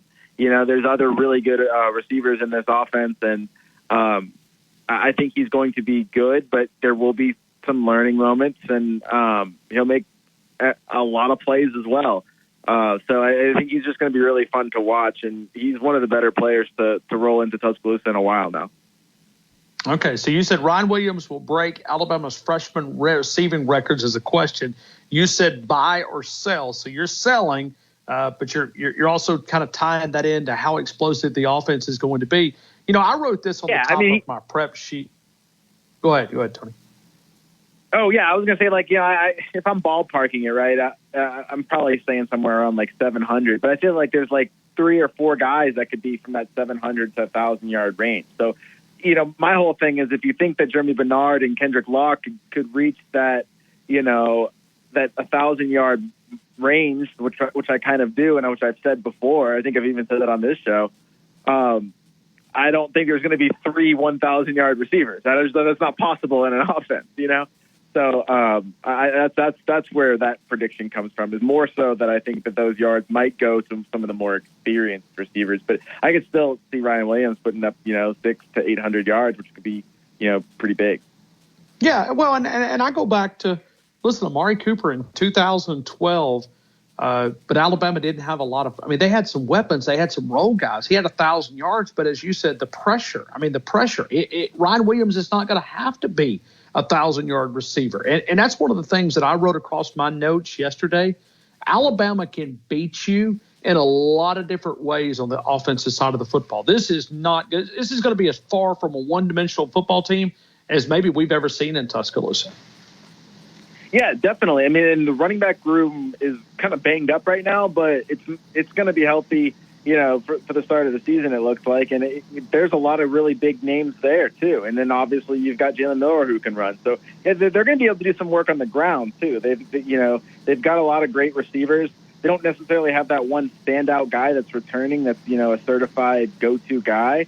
But they've got a lot of options. And then they've got the same thing with the running back room, where you've got, you know, Jam Miller and Justice Haynes and, like I said, Richard Young. And so it's just there is a lot of weapons. I think there's a lot of, like, options, a lot of stars yet, but there will be. But I think you just have a lot of unknown, you know, it's like you kind of look at this group on both the running backs and the wide receivers, and you look at it and you're like, all right, there's going to be some playmakers, some stars that develop from this crop of talent. Like, I'm not necessarily sure which ones they're going to be yet, but I'd be surprised if there wasn't, you know, a group of stars that emerged. There's too many talented options. All right. Until we go to the defensive side of the football, I want you to help this listening audience out today, because we are doing who is going to lead this team in rushing yards. Okay, if I put you on the spot and I said, who would you go with? We know what they feel like in that building with these two guys, with Jam Miller and Justice Haynes. But who will lead this team? Help these guys out. I'm trying to guide them, but I've not done a very good job in the first hour and 30 minutes because we've been all over the place with predictions. I mean, so help them, give them some little Cliff Notes version of who you think will lead this team in rushing.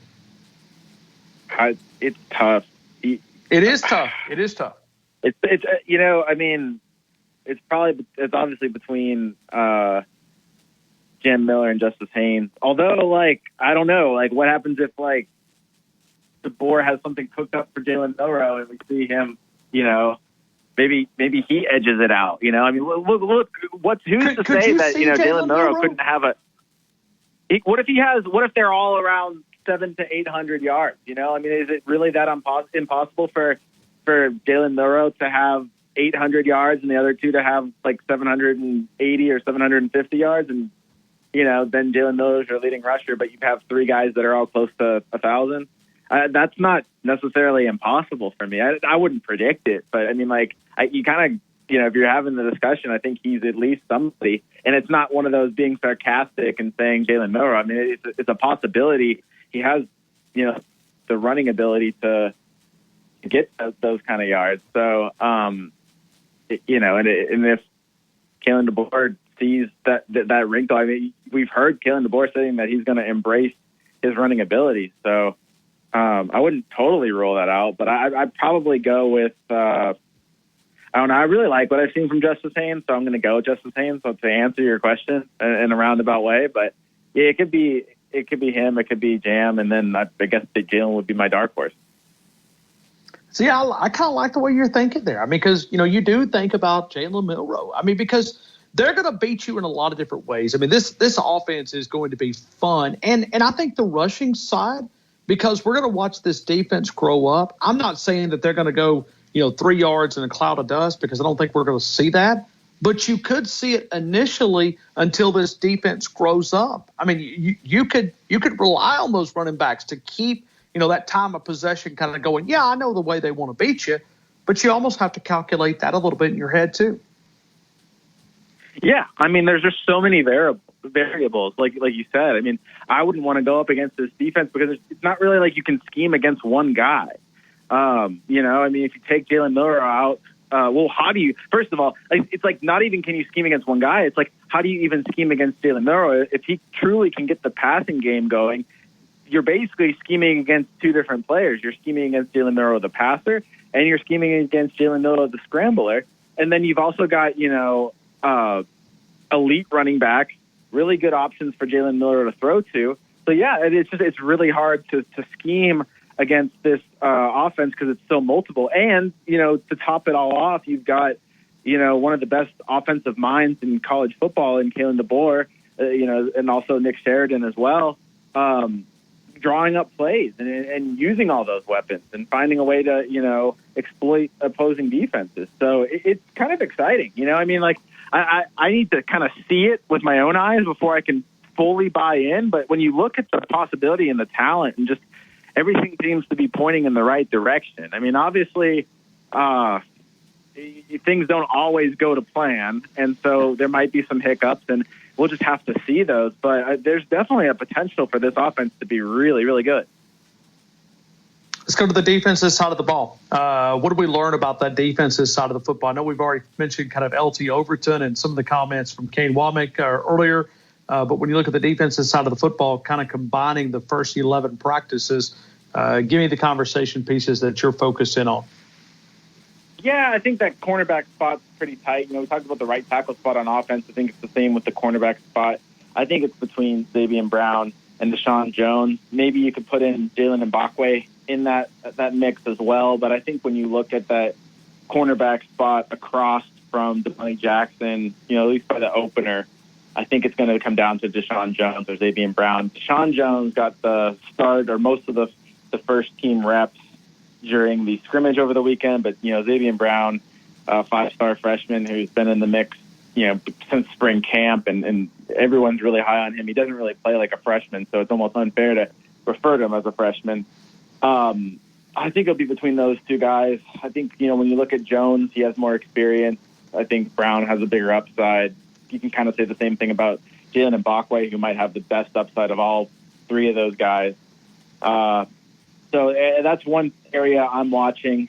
I think, on the defensive line, you've got some players that maybe might not be household names, but could develop into them. I talked about LT Overton having a really strong scrimmage. I heard a lot about him.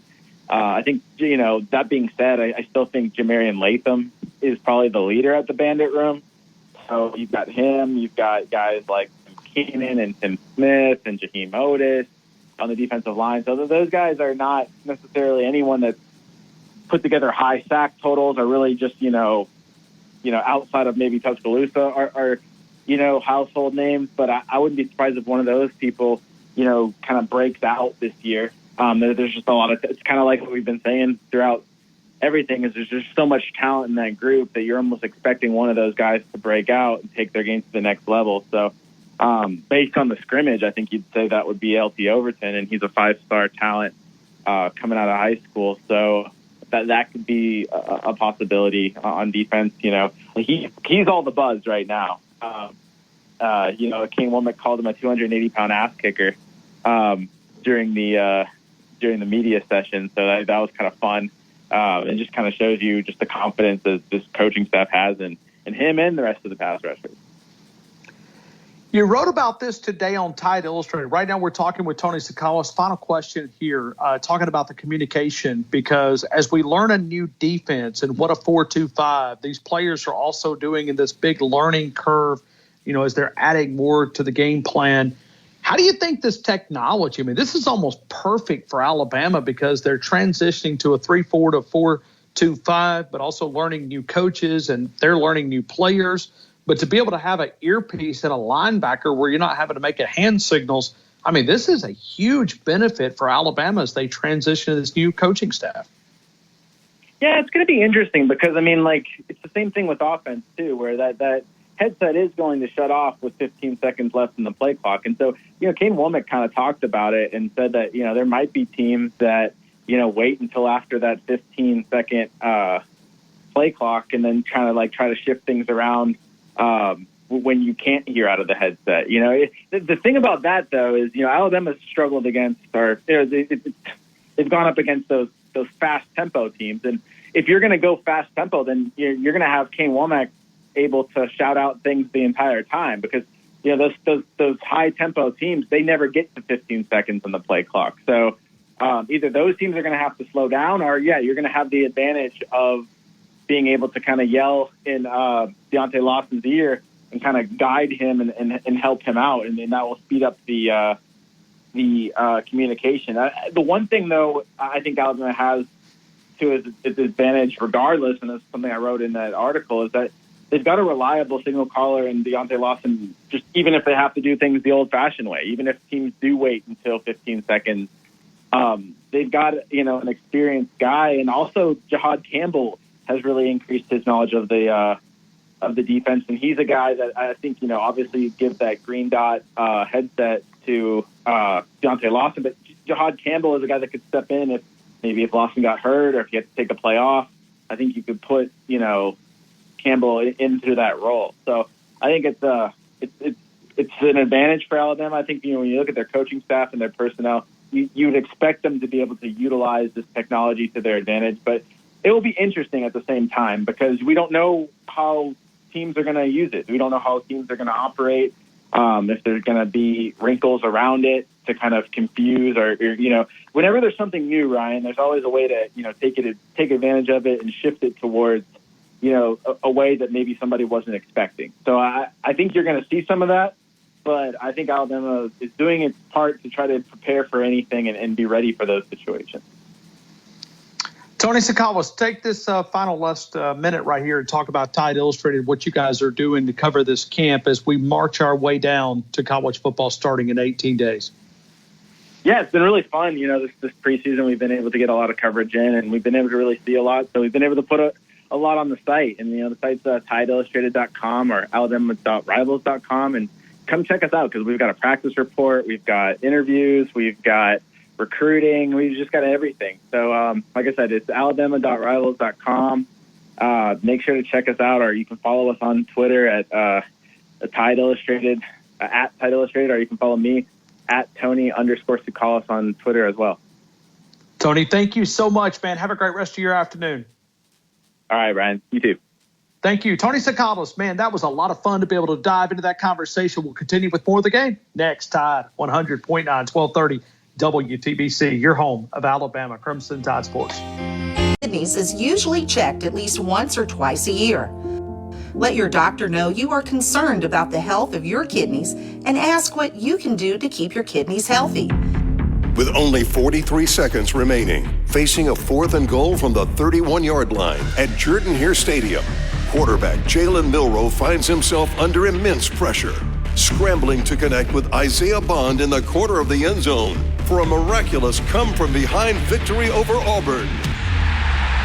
The jaw-dropping 27-24 result came on the 10th anniversary of the Kick Six. Daniel Moore is proud to announce 4th and 31, his upcoming oil painting featuring the now famous Gravedigger play. New Life Art is now accepting pre-orders for limited edition fine art prints and canvases of 4th and 31. See the preliminary pencil sketch for the artist's full-color painting at DanielMooreArt.com. Pre-order awards to earn free food. At participating Taco Bell stores for a limited time only while supplies last. Price and participation vary. Drinks exclude freezes. Tax extra. Rewards program subject to terms and conditions. Points earned on qualifying purchases. Tide 100.9 Tuscaloosa weather. Mostly sunny this afternoon. Tuscaloosa's high at 94. Mostly fair tonight, the low 71. Tomorrow, partly to mostly sunny, the high 92. Thank you for trusting us to get you going for the past 39 years. Northport Auto Supply. Why go anywhere else? WTBC Tuscaloosa and W265CG Tuscaloosa, a Town Square media station. Tide 100.9 and streaming on the Tide 100.9 app. From the Fox Sports Studios in Los Angeles, here's Monsi Bolaños. The 49ers and Steelers have a deal in place for a potential trade involving wide receiver Brandon Ayuk pending San Francisco's final sign-off. The Athletic reports that Pittsburgh has been waiting for days to hear back from the 49ers. Bengals wide receiver Jamar Chase, who has been present at training camp but has not participated because of an apparent hold-in, has not been seen at practice for the first time today. Vikings rookie quarterback J.J. McCarthy will have surgery for a torn meniscus in his right knee.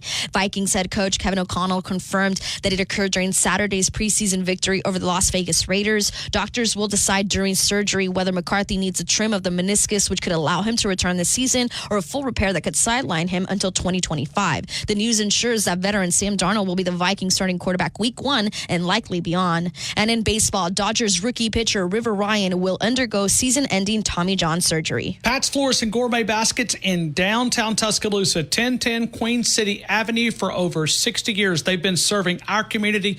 They specialize in a large inventory of fresh flowers, weddings, gourmet fruit baskets. If you're trying to lift someone's spirits, it is Pat's Florist Gourmet Baskets by calling 205-345-5093. Delivery options are available, but it's more than just flowers at Pat's Florist and Gourmet Baskets, 1010 Queen City Avenue /deal or text DEAL to 511-511. Text DEAL to 511-511 today. All dogs are unique. Your dog results can and will vary. Message and data rates may apply. I got spirit, I got faith. I might bend, but I won't break. I'll fight the elements. And I'ma go down swinging. If I go down, I'ma go down swinging. If I go down. You know, we're coming back with Nate Oates talking about Toby Mack. Nate Oates, along with John Hanna, Cedric Burns, the athletic relations director there with that has been, the behind Nick Saban for as long as I can remember, even previous coaches. John Hanna, the College Football Hall of Fame, Pro Football Hall of Fame. He's going to be a part of the 3rd annual Pigskin Kickoff, University Church of Christ, August the 26th. Doors open and food served at 5:15. Program will start at 6 p.m. Tickets available by calling University Church of Christ, 205-553-3001, or David Harden at 205-454-7088, 205-454-7088. Individual tickets and tables are available, but they are selling fast. Proceeds go to Tuscaloosa Angels, which sponsors foster families in our community. It is the 3rd annual Pigskin Kickoff. I'm going to be a part of it. Going to go up and interview not only Cedric Burns, but also Nate Oates, which will start the program. And the reason why he's starting the program is he's got a meeting to go to, but he was there last year. We were there as well. We had Reese Davis, myself, and Terry Jones opened up, and then we handed off to Reese Davis. We're going to do a little bit different this year. Nate Oates is going to lead out because he has an obligation at 7 o'clock, so he is nice enough to come by and give us, a good 30 minutes of his time. Then myself and Cedric Burns will continue the program, and then we're going to hand the mic to John Hanna, College Football Hall of Fame, Pro Football Hall of Fame. Sports Illustrated labeled him as the greatest offensive lineman to ever play the game. John Hanna back in Tuscaloosa, and your chance to get some great tickets. So we're going to have some fun. Let's take some phone calls. We'll go here to Dale coming up here in just a couple of seconds. We're always powered by Tuscaloosa Toyota, TuscaloosaToyota.com, 3325 Skyland Boulevard, and online at TuscaloosaToyota.com, the great dealership. How about a Tundra? How about a 4Runner? How about a RAV4? How about a Highlander? Some great interest specials happening on the Corolla, the Camry, the Tundra. You can see all the details for dealer for complete details. Alabama back on the practice field today. We've got Kane Wommack audio that we're going to work in. We've also had a chance to play some more Kalen DeBoer audio. We had Tony Sikowicz, which I thought knocked it out of the park a couple of minutes ago. Appreciate him for coming on. Remember the website, TideIllustrated.com. Also remember our Tide 100.9 app. It is a free download, Android, iPhone, Google Play. Appreciate you guys for allowing me to be a part of your afternoon. Let's go to Dale in Moundville. Dale, good afternoon. You're in the game. Hey, Ryan, my buddy. How are you? How are you? Good. Hey, how far is this function with John Hanna from the hospital? It is. You know where the University Church of Christ is? Not really. Okay. You know where the old Bob Baumhauer's is? The original one. I say old, they've redone it, but the original Bob Baumhauer's right there off Helen Keller and off, McFarland Boulevard, the Hampton Inn, the new Top Golf, right there. Yeah, that church that's back there, that is, I think the Magnet School is right there. But yeah, University Church of Christ. It's probably about a 2-minute. It's probably about a 2-minute drive from the hospital. Good. So I probably can make it then. I don't get off till 6, but if I was a little late, it wouldn't be that big a deal, huh? Well, the food doesn't start until 5:15. So your food's going to start at 5:15, and then the first speaker, Nate Oates, will start at 6 p.m. Okay. Well, I'll make sure I'm not that hungry then. So what time do you get off, Dale? Actually, I usually get off at 6:30, but I can probably get off at 6 with no problem, Okay. I'm working 3 days a week, FYI, 3 afternoons, 4 hours in security. So, I'm only available to call you now on Tuesdays and Fridays. That's why I'm calling you today on Tuesday. So, just FYI. That'll be good because we'll do our Tuesday score prediction contest, and then we'll also we'll do our parlay pick contest presented by Brian Harden Construction on Friday. So we're gonna have a lot of fun with that. So, hey, that may work out for you. Yeah, seems all right. So, Ryan, what I'm about to say, I don't want you to take it wrong because I'm not a coach. I am not a coach, but I do have some concerns about our defense. Okay. Last year we ran like he was talking about the 3-4, right? We did. And the last several years under Nick Saban, we've run traditionally the 3-4, and we were pretty dang good at it for a long time. It just kind of started to slip in the running game. And we didn't stop the run like we were steadily climbing up against the run, right? Okay. We were not as good in the run and stopping the run. No, we were not. No. Yeah, right. So this is my concern in this 4-2 defense.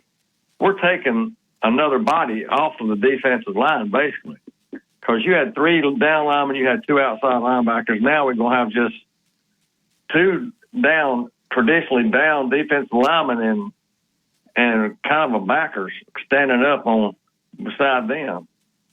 Is that not going to hurt us against some of these physical running game teams, running?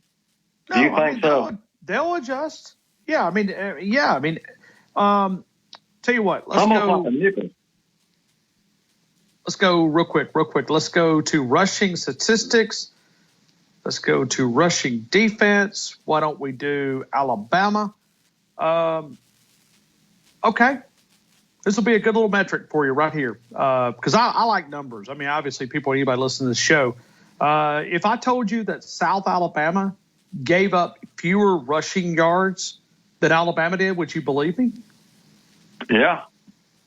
You should. I would. Because it's true. It's true. Wow. South Alabama ranked 21st in the country behind Tennessee and Georgia. Georgia was actually they tied Tennessee. Georgia was 20th. Alabama was 34th in the country in yards per game. Okay, let's go. Does that not concern you? All right, go ahead. No, because we have the new defensive coordinator, Kane Wommack. Kane Wommack's the better defensive coordinator. I mean, from from a standpoint of Kevin Steele at the twilight of his career, Kevin Steele was out of gas. Yeah. He was. I mean, I'm not saying that in a mean way. He came to get that last year retirement. Okay. Now I want to take you to, now that's yards per game rushing. Mm-hmm. Did you, okay, here's the one that I like. This is the metric that I think really absorbs everything. Yards per attempt. Yards per attempt. In other words, teams that attempt, if they run the ball 30 times on you, how many average yards per attempt? South Alabama had one of the lowest yards per attempt in the entire country last year. Alabama, not so good. They were kind of middle of the pack when you look at it. 34th again in yards per play. South Alabama, in the 4-2-5 defense that we're learning, and obviously the heavy blitz pressure, they were ranked number 13th in the country. That's a big statement right there. That does make me feel better then, knowing that he's the one that was doing that with them. So I mean, hey, right. Hopefully they can figure it out, and especially we got the big ass kicker on the defensive line there, standing up. But hey, Alabama gave up 15 rushing touchdowns last year. South Alabama gave up only 11. I'm literally right now, I'm on a search to try to find out where Alabama beat them as far as a metric on rushing the football. South Alabama gave up 1,478 total yards rushing.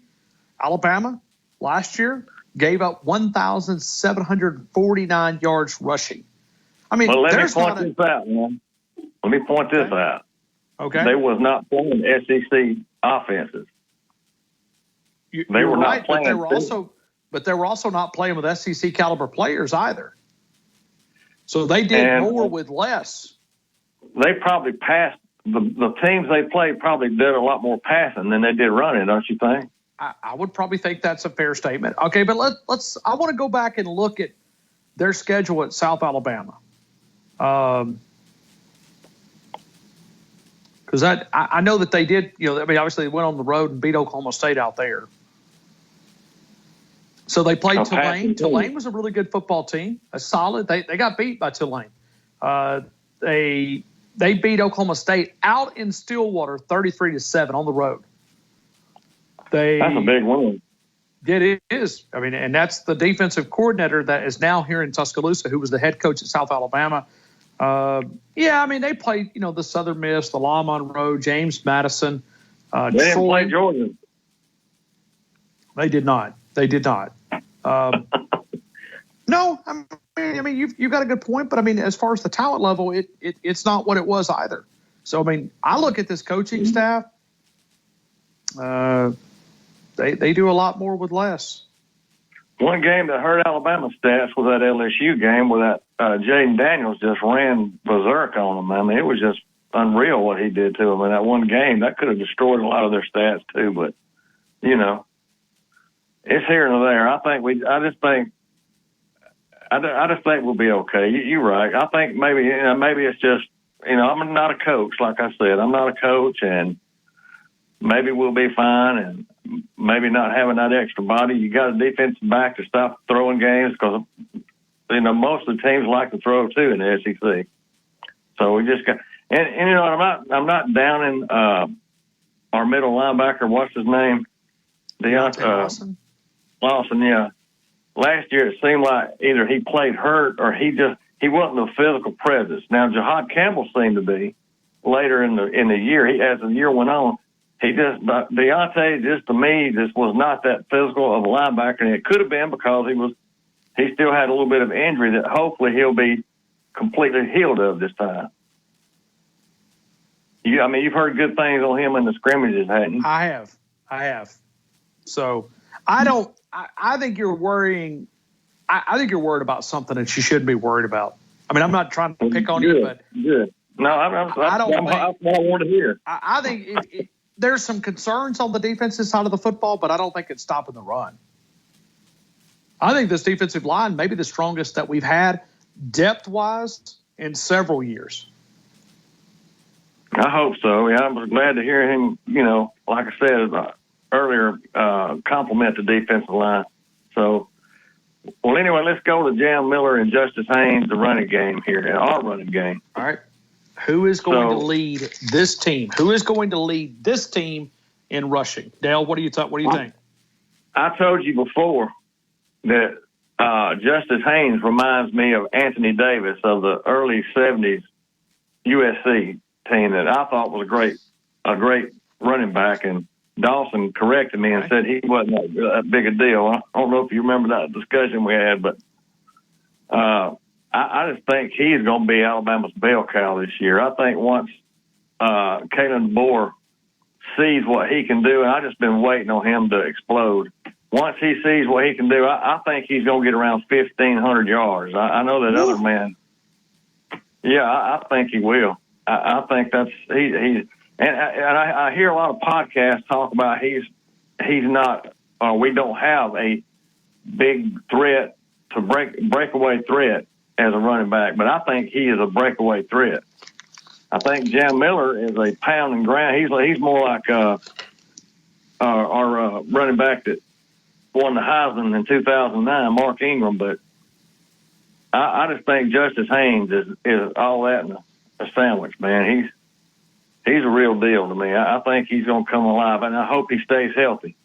I hope they all stay healthy, but our passing game is going to be really good too. So I don't know, I may be wrong with that, but I think he's going to realize that we can lean it out. I agree with your earlier caller that said we needed to take the air out of the ball, time of possession. I think that'll be on Alabama's favor with our big offensive line. We can pound and ground that ball, and I think how many you said Derrick Henry had over 2,000 yards that year. He won the Heisman, right? Yeah, 2,200 yards. He ain't gonna get that many yards, but I think he's gonna have a really big season. I do. I've just been waiting for his opportunity ever since he got on campus, because I've watched him in high school, and I tell you where he has ability better than most running backs that I see is his vision. His vision is just out of this world, and I think that's what benefits him. And he can break tackles, and now he's so physically, in line with what he needs to be now that it's just. I think his ceiling is just at the roof, man. But I think that's it.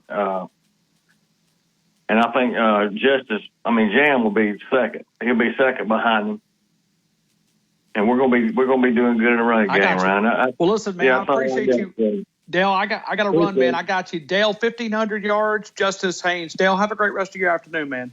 Roll Tide, brother. Roll Tide. Kane Wommack audio. We're gonna dive into some other things coming up with him, because he was talking about that side of the ball. We'll do that coming up in a couple of minutes, and then we'll go right back to phone calls. Tommy, get ready. Marty, get ready. AC, get ready. Steven, get ready. We're all coming to you guys next. T-Town, Tide, 100.9, 1230 WTBC. Your home of Alabama Crimson Tide Sports.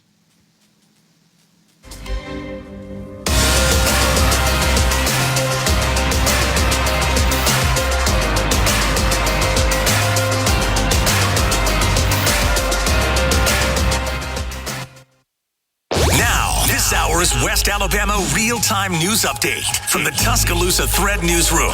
New weapons detectors at Tuscaloosa County Middle and High Schools have not detected any weapons. However, they have been triggered by other objects. A vote is set for tonight by the Tuscaloosa City Council on a proposed $2 million renovation to Odom Park in Weston. Men ranging in age from 19 to 48 have been caught in a child solicitation undercover operation by the West Alabama Human Trafficking Task Force. The 2-week operation led to the arrest of 8 men from West Alabama, and more arrests are possible later. Get 24/7 local news coverage and sports updates when you download the free Tuscaloosa Thread app and sign up for twice daily email newsletters. Tide 100.9 Traffic. Tuscaloosa traffic now from the Townsend Nissan Traffic Center. A very good Tuesday afternoon to you. Not doing too bad along the roadways. Right now, we're looking at the usual spots. You know where they are if you travel every day in the area. So we do have Lurleen Wallace at McFarland Boulevard intersection. That's a bit of a crowd. And McFarland on the westbound lanes to Watermelon Road. Also, a little heavy. These changes within just a couple of days. Text support to 511-511. These statements have not been evaluated by the FDA. This product is not intended to diagnose, treat, cure, or prevent any disease. Tax fees may apply. Tide 100.9 Tuscaloosa weather. Mostly sunny this afternoon. Tuscaloosa's high at 94. Mostly fair tonight, the low 71. Tomorrow, partly to mostly sunny, the high 92. Thursday, partly sunny, a small chance of a shower, the high Thursday, 92. I'm James Spann on the ABC 3340 Weather Center on Tide 100.9. Light up those phone lines on the game with Ryan Fowler. 205.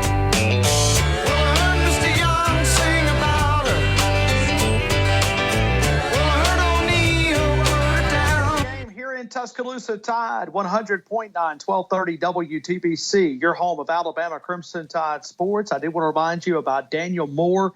We are doing a big print. Okay, did you realize that the 2nd and 26 play, yes, that Tua Tagovailoa to Devontae Smith, that 26-yard first down, but a 41-yard reception, 2nd and 26, that was now celebrated the number one play in the SEC network. That play in the era of, just SEC football, that play was celebrated as the number one play from the last decade. That play. Now what Daniel Moore has been able to do to you is they're going to do something that they don't do this a lot. You're going to get 25% off the 2nd and 26 8x10 Collegiate Classic prints. And that's not just 25% off the actual print. That's off the print and the framing. So they're giving you a chance to save some money here, but you got to remember the code word. The code word, the game. The game gets you that 25% off discount. You must use the code 25% off 2nd and 26. I'm looking at these prints. I've got the large print, but I love the mini prints as well. Because, my wife limits me with how many times I can put a print up on a photo, up on a wall. So she's got it. She's won that debate. I put up the Legacy Continues, and she told me that was it. So Kayla DeBoer, if you go win a national title, I could be living, I don't know, in the barn, maybe the little house. I don't know. I mean, I may have to move out. May have to bring my prints to the studio or something. But DanielMooreArt.com. Remember the code word, and also do not forget about the 2025 Crimson and White Fine Art Edition calendars that are now featuring Coach Nick Saban. That is now a pre-order opportunity, and you can save some money for that. But also, when you look back at celebrating Nick Saban, they told me today that so many people have chose to order that print that it is the highest pre-order they've ever had. Now, I combined that. I said, yeah, people want to celebrate Nick Saban. But I also think Alabama fans are super, super excited for the upcoming season. And that's paying off. And we see it right here on the Sports Talk Radio side. We see it with our downloads at Tide 109. We see it with our app coverage and coverage of Alabama Crimson Tide football. But they see it at DanielMooreArt.com. So regardless, if you don't say, well, I've already got the 2nd 26 print, you can use that code to save money on many different products. The game. You can find that there. And we're also working for something really, really cool that we're going to do next week at DanielMooreArt.com. DanielMooreArt.com. Let's continue with more phone calls. We go to Tommy and Romulus. Tommy, good afternoon. You're in the game. I hope all is well. All is well with you. Good. You sound down, Tommy. You all right? No, my sinuses, man. Okay. I've been on a little fire duty. We had a controlled fire for the last day or two. We had to watch this pile burn up a lot of damaged trees and stuff we put in the pile. And I made my rounds that night. And the smoke got my sinuses all screwed up. So, okay. I'm not down at all, no. I'm going to tell Dale, don't worry about Womack. He's going to get it done. Because you know what? Maybe he was at South Alabama. But now he's at Alabama. He's a young, hungry defensive coordinator want to make a name for himself. When a guy give up a head coaching job to come to Alabama, and he had a big win last year against Oklahoma State, against the what they call him, guru, the mullet guru out of Oklahoma State, supposed to be an offensive mind. He put him in his place pretty easy, I think, on their home field. So, I mean, don't worry about it. Quick question before we get off track. Give me the phone number to the church again, or for the gala, for the kickoff classic. I need to get it written down. I didn't get all of it. Okay. You at this point, are you calling him today? Well, tomorrow probably. Okay. Well, you can call the University Church of Christ number, 205-553-3001, or you can call David Harden at 205-454-7088. So 205-553-3001, or David Harden at 205-454-7088 for the Pigskin Kickoff that features John Hanna, Nate Oates, Cedric Burns, and a little sports talk radio guy by the name of Ryan Fowler. Well, I just want to make sure I got the number down right. I mean, I'll probably, it's too late to call today. It's after 4:30. So you might be able to get in there. You might be able to do that. Well, so, but no, I wouldn't. I'm just happy about how this season progressing, and like I said, I just can't wait. It's 18 days till kickoff, and we'll have more excitement when the season starts and the first week of football starts. And with this the kickoff classic, the Monday before the first game is going to really amp up a lot of things with John Hanna, Nate Oates, Cedric Burns, and you. It's going to be a good. Is Bruce cooking again real quick? He will be. Yep. Bruce always do a good job, Biscuit Bruce. Yeah, he does an excellent job on that. So, my running back is going to be Jam Miller. Okay. Did I say the name right? You did. Now, I've been told, okay, Tommy, I'm trying to figure out how I'm going to bring this to you, okay? Okay. The public has asked me on behalf of the city of Tuscaloosa that you can only bid on 2 silent auction items. That's it. I got to get ticket first, so you're going to get me in like you did last year? Oh, Tommy, I have an extra ticket. Oh, when is it? Oh, 3 hours from now. Oh, yeah, and you put me in the middle. And I found out the truth about you, Ryan Fowler. You have no friends. I had a ticket to a table to myself. I did. Well, one, are you too good to sit with me? One, I don't know. You had it. It was kind of funny. Tommy's over there by himself. I was in the center of the room.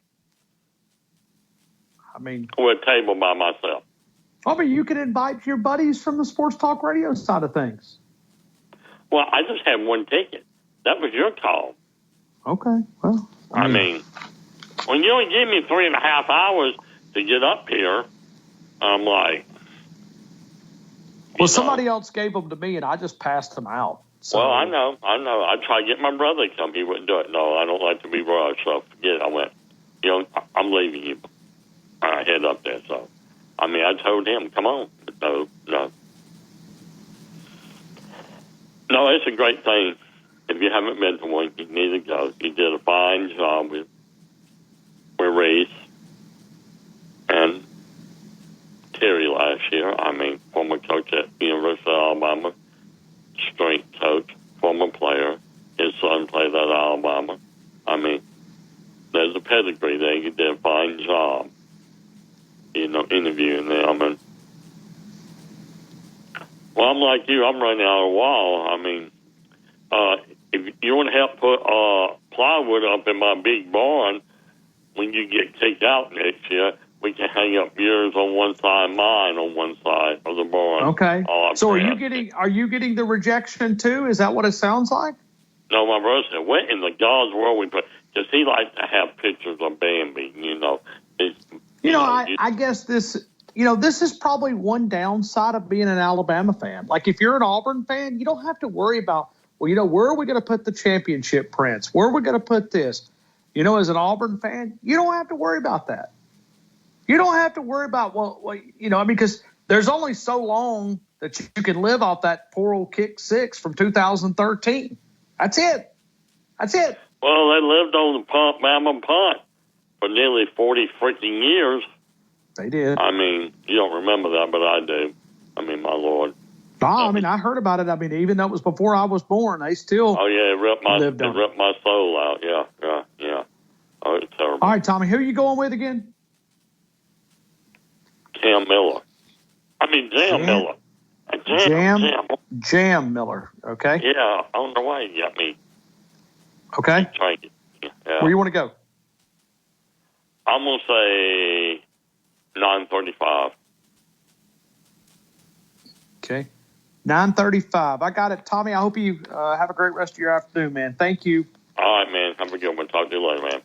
Hey, right back to you. Let's continue with more. We'll break here. We'll come back. Oh, do we have to? We will. Next, T-Town Tide 100.9, 1230 WTBC. Your home of Alabama Crimson Tide Sports.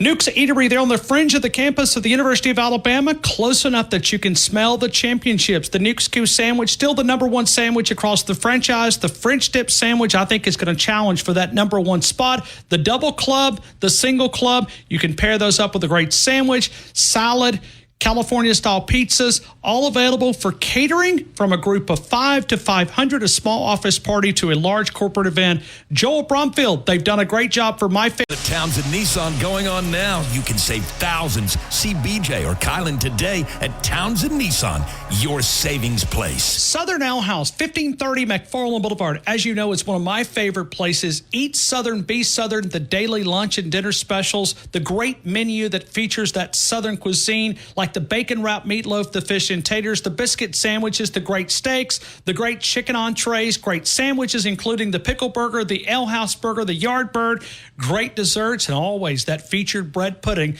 that Brett Garner's cooking up. Let Southern Ale House cater your special event and assist you with all of your CPAP needs, including the new Luna Travel CPAP. Call 339-8013 or stop by Mid-South in the Northbrook Plaza on McFarland Boulevard. Roll Tide. They take a lot of the insurances that the big box stores. I know that we have made that easy transition, 3 or 4 years ago? Man, I don't miss going to one of those lobbies or driving around that building. Hey, Mr. Fowler, your prescriptions are not ready. Can you drive around the building? Well, there's 30 cars in line. Well, I'm sorry. You have to get back in line. Oh, man, I don't miss that at all. Customer service, definitely a priority. It's not just a number. It is the pharmacy at Midtown with all the compounding needs. Current patients and new patients call the same number, 205-752-0627, 205-752-0627. You know what else I don't miss? When I would call and try to refill a prescription, and you'd miss one, you had to enter the prescription number, you have to go through. No. Forget all that. The pharmacy at Midtown, you actually have an American that answers the phone that you can understand. You don't have to press 1, 2, 3, 6, 9, put in all your numbers. No. The pharmacy at Midtown, we'd love to hear from you. It is the pharmacy at Midtown. TJ Thomas, and also delivery available on certain days of the week, so you can inquire about that. The pharmacy at Midtown. The pharmacy at Midtown. Let's continue with more phone calls. We go to AC in Bangladesh. AC, good afternoon. You're in the game. Good afternoon, sir. How you feeling? Thanks so much for taking my call. I'm good. I hope you are as well. I'm good. I gave you a good shout out in your favorite other station. You know you like that guy. You know you want to say his name. I gave you a shout out. I said Tide 100.9, and I gave you guys a shout out. You're welcome. Now let me give you the running back. Whoa. Hold on. So You went on a national radio and you threw us some praise out there. Is that what you did? Oh, yes, I have. I'm a businessman. As soon to be Bama Nick is going to be a businessman. We do business, baby. Whatever it takes to help your show, that's all that matters, right? Unlike some garbage callers you have, they bring nothing to the table. What they got? Matter of fact, we're going to talk about that later. Let's handle some business. Let me give you my running back. What do I know, right? Let me give you my running back. You ready? Emmitt Smith, he doesn't play for Alabama. No, I'm not. No, I'm going to go with Jam Miller. Okay. Jam Miller. I'll take 936. 936. Yes, sir. So you just cut Tommy's throat, didn't you? That's what I did. Because I was like, I got to do over and under on him. He is one of your weakest caller, weakest link, just like any sore losers out there. And I did not forget that idiot, what's his name? The guy from, he loves Texas Longhorns. Oh, I completely forgot the loser's name. Digger. He talks about the swimming team. We heard that already. He talks about how Texas beat Bama in soon-to-be Nick Saban's field. We heard that already. Come up with a different material, idiot. That's the problem, man. Bama Nick and AC, we're trying to run the show as much as we can. I'm been telling Bama Nick we have to get more callers, but I believe he's working on it. I'm having some patience, but for some reason, my patience is running a little bit low. We got to work on to get your show a little bit better, man. Then he got some... What is going on, man? It's like spring, summer. I hear that same call. Like, what is going on, Mr. Fowler? Can you address, what do you mean? Can you address that to me? Bama is going 10 what you're and talking 2. about. You know exactly what I'm talking about. I'm talking about your stupid callers. Same concept. At first, you guys were so fired up. You guys are going undefeated. You guys are going 10 and 2. Now you guys are so depressed. The real test is going to come when Bama plays Georgia. That's your real test. So practice field, it's like you're just playing high school kids. Wait until you play the big boys. I wonder what's going to happen to those Bama Nation when they lose to Georgia and when Georgia's train crashes all of a sudden because Ohio State is going to win the national championship with one loss. I don't think anyone in Power 5 is going undefeated, Mr. Fowler. I don't think so. Okay. What you got to say about that? No, what you got to say about we've been saying that all throughout the summer. I mean, Kirby Smart was the first one who said it down in Sandestin when he said that we're done with undefeated teams. That's right. I completely agree. So my question is, how come your stupid callers, they don't bring the same level of energy, effort, and the fire unlike AC and Bama Nick? Can you answer that for me, or are you going to ask them directly? You got to put them in the spot, man. It's like the other station, they're doing much better than yours. I've been trying to be honest with you. Well, we appreciate your honesty. Of course. So you got to put those idiots in the spot. They're going to bring it as it is. We don't want to hear any crappy callers. They make crappy calls, man. But I mean, you've been here for the last 2 minutes complaining. So what makes this a good call? I have the right call. I mean, what makes this a good call? But let me tell you something, Mr. Fowler. Check this out. You don't do something that AC does. I call out people. You're too nice. You're too soft. You're mellow. That's the problem you have. You give me a hard time. Why don't you give this idiot some hard time? You smash them in the freaking face. That's what you got to do, Mr. Fowler. You're too nice, man. But, Mr. Fowler, let me tell you something. You ready for this? You know, Bama Nick could be the number one caller of your show, but guess who we are, you and me? You know who we are? You want to take a guess? Who? We are sexy men, baby. We're going to be the supermodels of your show. Oh, yeah. Oh, yeah. Because you said, AC, you and I, we don't have nothing in common. Of course we do. We're just sexy. Too sexy, baby. Oh, yeah. You know, ladies, they're going to love us, right? I'm trying to get the ladies on the show. You don't get it? I'm trying to help you. Ladies didn't even call your show. I'm trying to help the show. AC, let me ask you this. Did we ask you for help? I'm trying to help. No, I'm asking. I can't be passionate and trying to... Did we ask you for help? Who's we? Who's we are you referring to, Mr. Fowler? I'm asking you. Did we ask you for help? No, I'm passionate. I want to help the show. Okay. You want to be part of something. You want to ignite the fire of the show. You want to have some fun, but your callers are not that good, man. First person you should put in the spot is Digger and the idiot Tommy. Haters among all haters. I don't know, man. Probably Gary Harris might end up having all these callers. Digger hasn't called in because Texas seems to be kind of drifting a little bit. And they should be drifting. Wait until they play. What if they lose to Michigan? I'm just saying. I mean, if Michigan needs to cheat, I think that's the game they should just cheat, and they should just get a pass for cheating. Only one game. All right. Well, we got to run, AC. I've taken enough. So what are you going to do? You're going to hold on a second. So you're running now? Are you even on a diet by any chance? No. Why aren't you? Because I don't get on a diet.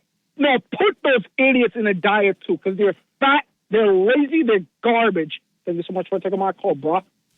We'll continue with more of the game. We'll take your phone calls. We'll squeeze in a couple of more. But let's go back to the young defensive backs. The young defensive backs on the campus of the University of Alabama. Did you hear what Kane Womack said about the young defensive backs? That's a key to Alabama's defense. You'll hear it next. T-Town Tide 100.9, 1230 WTBC, your home of Alabama Crimson Tide Sports.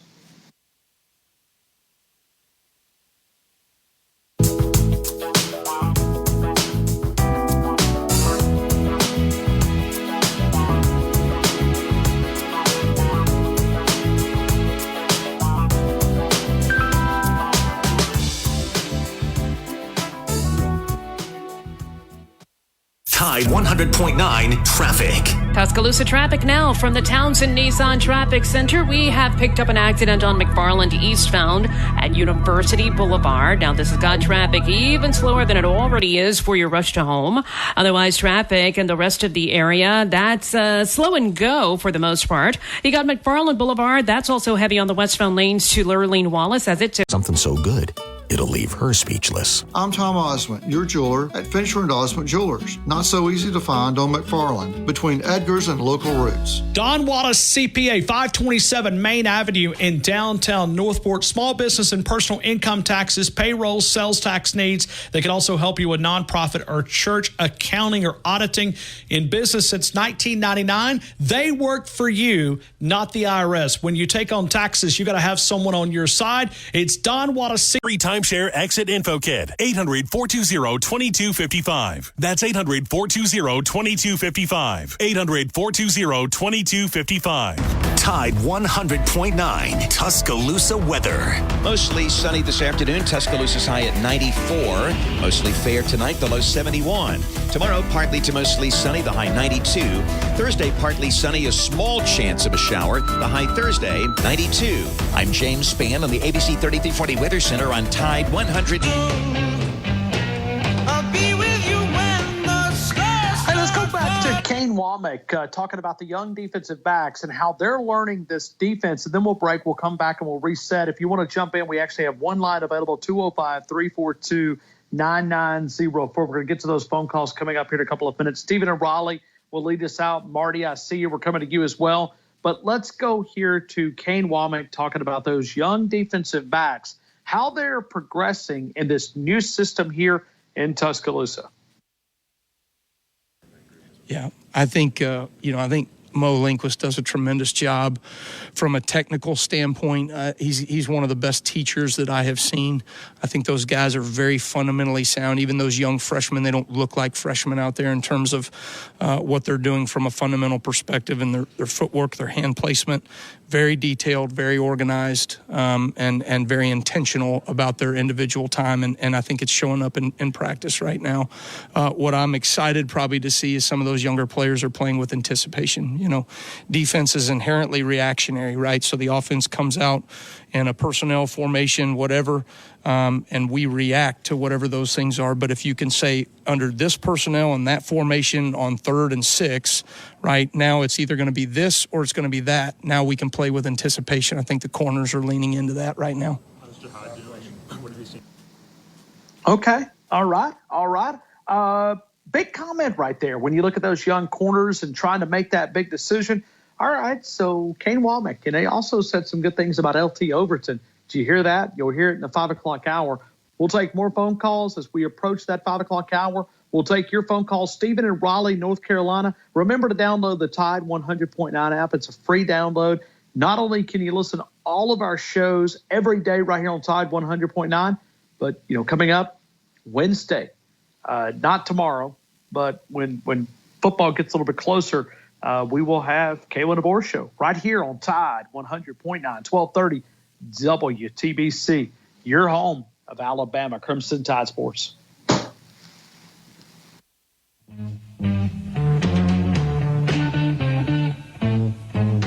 Stop by Northport Electrical Supply, Monday through Friday, 7 until 4, right next to Northport Auto Supply, Highway 82 West in Northport. Alabama Credit Union with the official countdown to Alabama Crimson Tide football right here on the game, alabamacu.com. The mobile app saves a lot of time.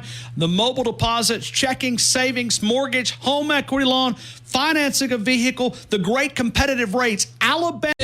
Or visit oxhomeservices.com. Don't sweat it. Let us handle the heat. Ox Home Services, your trusted partner in home comfort.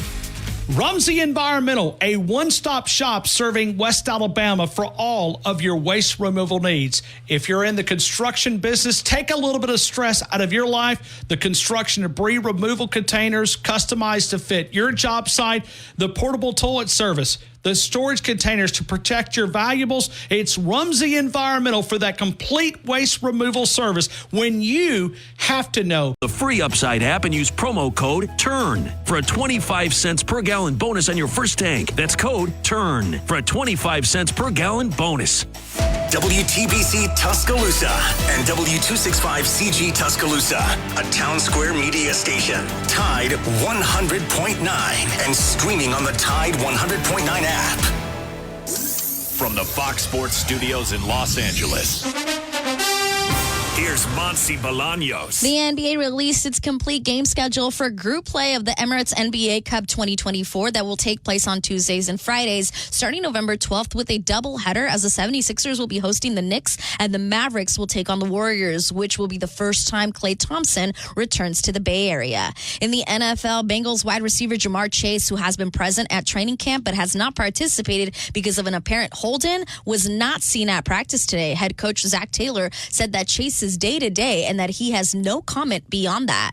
Vikings rookie quarterback J.J. McCarthy will have surgery for a torn meniscus in his right knee that he suffered Saturday during their preseason victory over the Raiders. Doctors will decide during surgery whether McCarthy needs a trim of the meniscus, which could allow him to return this season, or a full repair that could sideline him until 2025. The news ensures that veteran Sam Darnold will be the Vikings starting quarterback Week 1.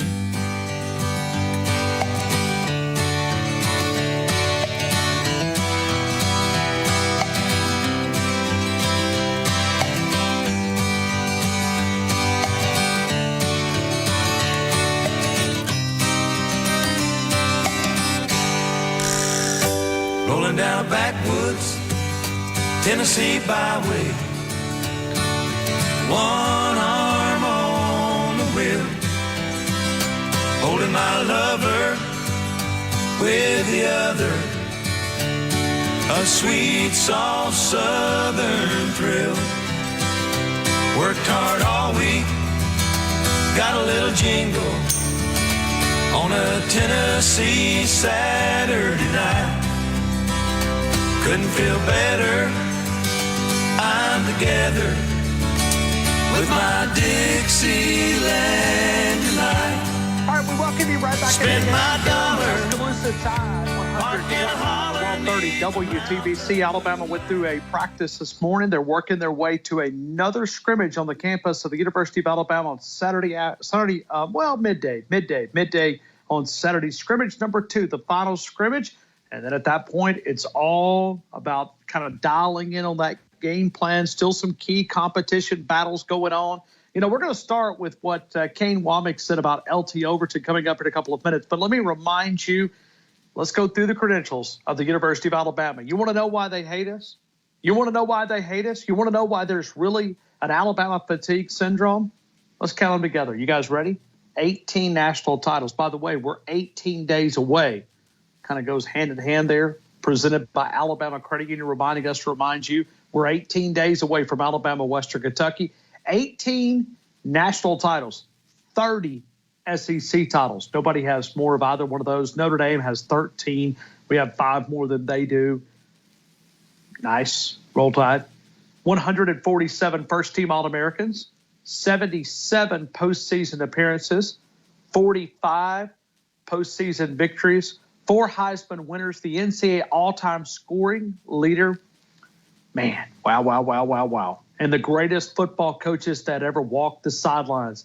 We are talking a little Alabama Crimson Tide football, and we are powered by Tuscaloosa Toyota. 1.9% APR on the 2024 Tundra, including $2,000 loyalty cash.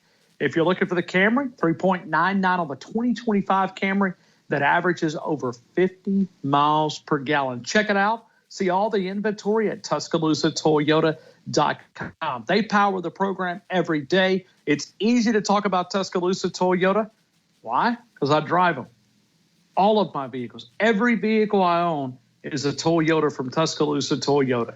It's what the family has. It's easy. Hey, we appreciate those guys for being a long-standing sponsor of our program. You know, going to Utah Tide, he just put in a message. He goes, AC makes Jeffrey Epstein look like a brilliant college football caller and analyst. Utah Tide, I agree with you. Let's continue. Let's continue right here with more phone calls. And we go to Stephen, Raleigh, North Carolina. Stephen, good afternoon. You're in the game. I hope all is well. Roll Tide, Ryan. How are you today? Man, I'm good. Good. That's good to hear. You know, I was listening to you to discuss the defense between South Alabama, the stats of Kane Womack at South Alabama versus Alabama. Sure. And, you know, I don't think you can go total yards on any of the comparison because, first of all, Alabama played more games than they did. They did. That's a metric that we need to throw out. It really is. Yeah. However, the yards per play, rushing yards per play, rushing yards per game, you know, they were still playing like talent with what they had. And they even went to Oklahoma State. You could even use the total touchdowns because we should have given up, you know, I guess in one way it skewed our way. So, yeah, I hear you. But I like the average yards per attempt. I like that metric. I like the average yards per attempt for sure. You know, I know Christian Miller on your station can confirm this because I've heard him say this. What I'm about to say. Okay. Is Alabama was running, even though our base defense was the 4-3 defense, we were running the 4-2-5. We were in nickel, which is essentially nickel, 80% of the time. For the last, since the RPO kind of took over, you know, so really for the last 8 or 9 years, we've been running the 4-2-5 at least 80% of the time. You pull out that 4-3 against the Georgias and a few others. But like you said, I mean, even though our base defense is going to be the 4-2-5, Kane Womack can bring another big guy down in the box and adjust to that. I have no doubt about that. The guy was doing it at a high level at a smaller program. And the numbers bear that out. He was ranked higher yards per play than we were. So, well, and you've also got to go back to Will Anderson's comment. I gave Mike Rodak credit for that. It was a reporter out of Houston, Texas, but had a conversation with Will Anderson.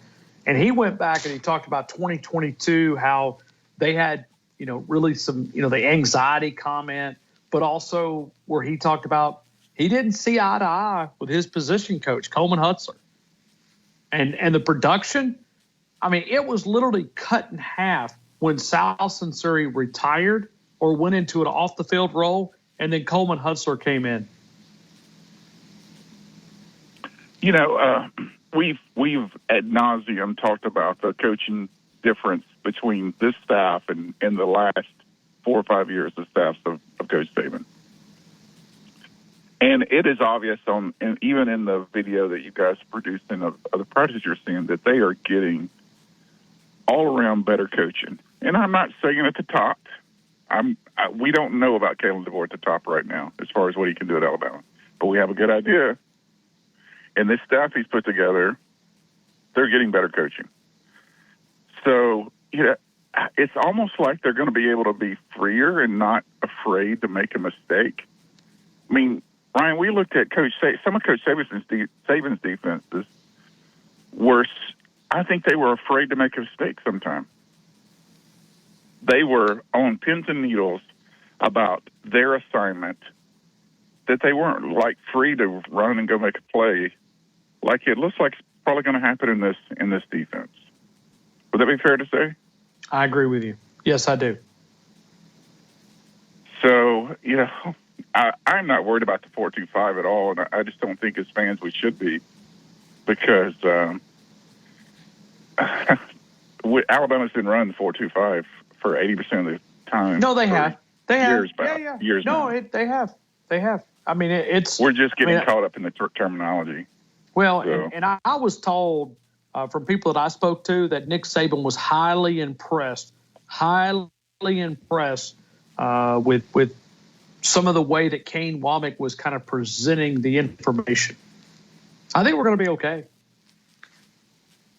I think in one of your earlier interviews of when the coaching staff was first hired and after Kane Womack had that conversation with Nick Saban, I think there was a quote that came out of your interview with Kane that Coach Saban said, or it came out of an interview with somebody that Coach Saban said that what Kane was telling him was some of the things that they were trying to get to, that Coach Saban was trying to get to.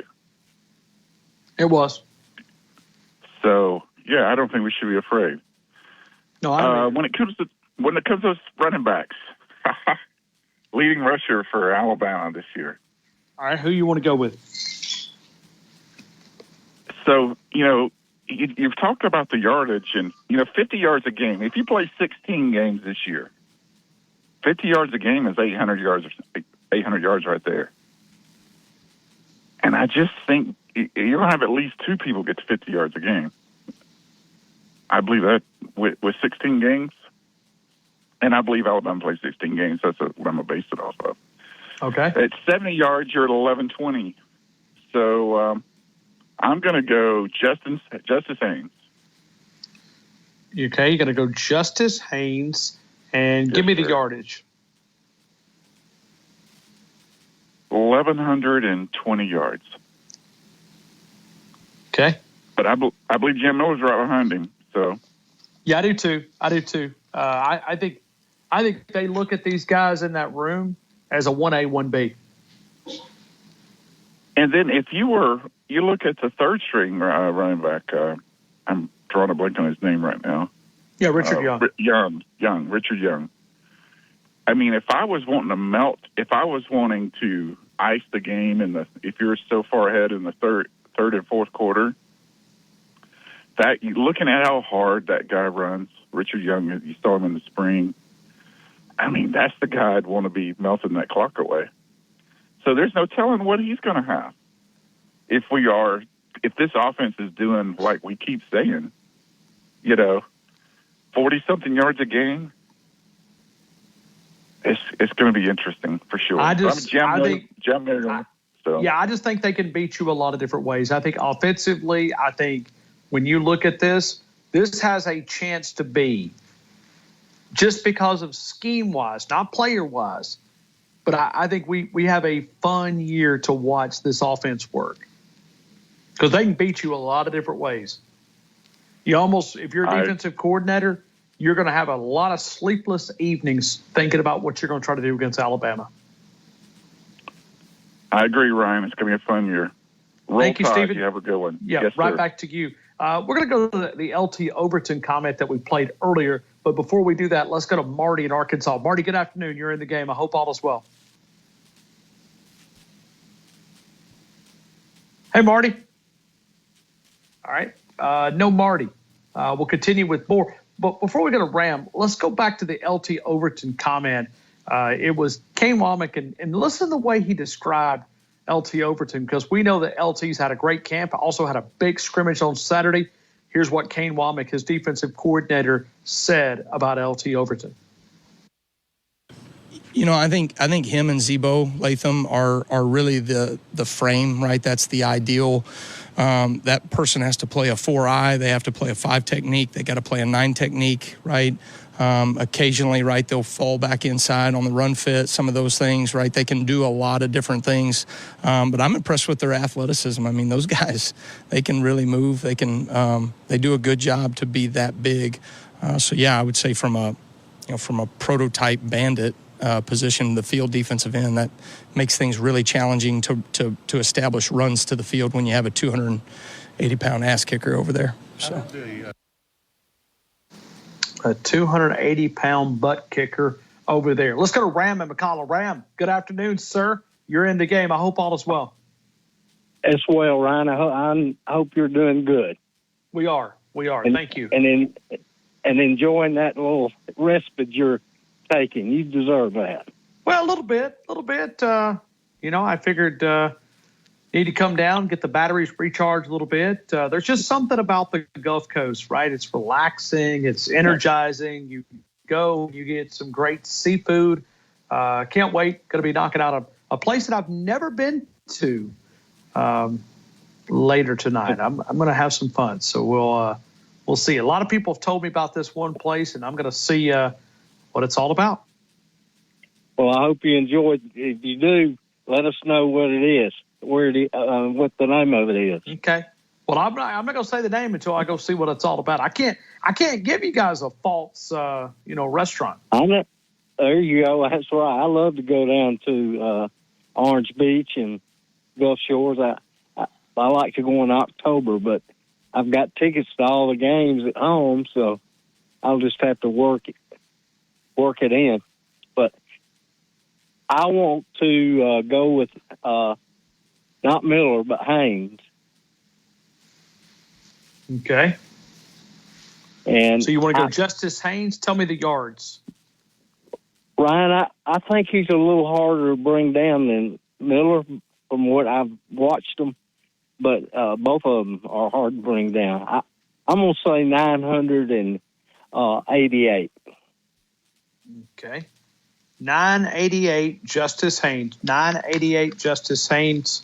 Ram, what are you picking up on this football team? What do you hear? What do you think? Ryan, I hear they're honing in like a machine. That they're all on the same page, and there's a lot of enthusiasm and competition within it. That's what I'm hearing. Does that sound right? I think that's what I'm picking up on. That's why I'm down here, Ram, to be honest with you. I'm down here because I thought that, this Alabama team is not going to be taking a break off in the month of, December or January. So, yeah, I'm going to be probably working like we always do. But, if you go to the SEC title game, you'll play like December the 7th. And then if you win that, hopefully, you'll get a bye week because you'll be one of the 4 highest ranked conference champions. So if you win that, if you lose that, you almost have to turn around and play, 13 days later on a Friday and Saturday. You could get the Friday night game or you get the Saturday afternoon game. So 19th and the 20th will be those 2 days. I wonder if the championship game going to be on Monday again. It will be. It will be January the 20th in Atlanta. I wish they'd change that, but I think, Ryan, I think the game I'm worried about a little bit is Missouri. In what way? Well, I think we're going to we're going to really have some tough games, and if we're doing well in those games, that we might, if we were going to have a let up, I think it would be with Missouri, because I think we might take them too lightly. Okay. I don't. I think we'll be just fine. Luther Burden is a great wide receiver. He's probably going to be one of the top wide receivers, in this league. But there's just something about Eli Drinkowitz. I mean, he goes from the hot seat to now a premier coach in college football. I'm just not sure there that. I know Digger. Maybe Digger will call in at some point. Give me a little update. I just saw with this a couple of minutes ago. Texas lost C.J. Baxter a couple of weeks ago. Their starting tailback. They have lost now another tailback. This time it goes Texas true freshman Christian Clark, a highly recruited player, sustained Achilles tendon on Monday and will miss the entire season. So, yeah, that's a bad injury. Man, that's tough, man. See, that's the part. When you look at this, go ahead. I'm sorry. No, I'm just saying that. That's big topic, man. Big topic. Injuries. Can you survive the injuries? Yeah, I think it sounds like that they're keeping everybody out that's got a little nick, and that's a good idea. From what your interview said a little while ago. But one thing I think AC is on intravenous Red Bulls. He's say it one more time now. I think he's on intravenous Red Bull. You know what Red Bull is? I do. Yeah. I've never had one of those. So how does it make you feel, Ram? It'll. I like 5 cups of coffee. It's just full of caffeine. It'll jack you up. Okay. So it's better than half and half tea is what you're saying? Well, no. I'd go half and half because I can handle that. But I've tried a Red Bull before, and it wired me. I may be too sensitive to it. I got you. Cool. Ram, I appreciate you, man. All right, Ryan, roll tide, buddy, and it's good talking to you. Have fun and chow down. Thank you. Hey, listen, we're limited right here. We got about 35 minutes if you want to be a part of it. Listen, we do a grand prize package, and the goal is you got to get qualified for the grand prize package. That's the goal. You've always got to be able to get qualified. Now, you can do that a couple different ways. You can win a parlay pick contest presented by Brian Harden Construction. You can win a score prediction contest that we'll do, and we'll do that for every single one of these Alabama games. If there's 16 games, then we'll do 16. If there's 17, we'll do 17. If there's 12, we'll do 12. Whatever the number Alabama plays. We think it'll be 15, 16, 17. So we'll do that. But also what we want to do is we give you a chance, and we'll do this from time to time where you get a little entry in. And we did Jalen Milroe a couple of weeks ago. We did receivers last week. This week, we've kind of been focused on the running backs. At some point, we'll go to the defensive side of the football, and, we might ask, who's going to lead the team in tackles, or who's going to lead the team in sacks, or, we'll do a couple of different things there on the metrics on the defensive side. But on the offense, your chance to possibly earn an entry in. I'm looking at this, and I go back to what Tony Sakala said. Would anybody be willing to take Jalen Milroe? Well, now let's think about this. We're now 3 hours and 30 minutes into the contest, and I'm going, no Jalen Milroe. No Jalen Milroe. No Jalen Milroe. So if you called up and you took Jalen Milroe, you'd kind of be out there on an island if he happens to lead the team in rushing. Could he? We'll talk about it coming up in a couple of minutes. Let me remind you about Northport Power Equipment. Northport Power Equipment, Husqvarna dealer. You can find the Excite series, which is the residential mower for Husqvarna, It is a 54-inch deck. You can find it with the different engine options, but if you're looking for a great deal, and also right now for a limited time, it comes with a battery-operated tool. Ask the dealer for complete details. The dealer is Northport Power Equipment, Skag commercial mowers, residential mowers. You can find many different styles and some great inventory right now. And you can find that at Northport Power Equipment, the Echo Outdoor Power Equipment, battery-operated tools, handheld blowers, backpack blowers, Husqvarna chainsaws, many different styles to choose from. Pole saws, you can find that. I know it's never too early to be thinking about the deer stand and possibly doing a little de-limbing out there in the shooting lanes. You can find it at Northport Power Equipment. Northport Power Equipment, 2 blocks east of the Northport Civic Center. Ask also about the Crest Outdoor Power Tool. They carry those as well. And you can find the battery-operated auto mowers as well. So if you're one of those guys that don't enjoy, cutting the grass, check it out. Northport Power Equipment. Northport Power Equipment, 2 blocks east of the Northport Civic Center. Bryant and Keith Ellis, also the service department. We appreciate those guys for being a part of our show. We'll continue with more phone calls. We'll take those next. T-Town, Tide 100.9, 1230 WTBC, your home of Alabama Crimson Tide Sports.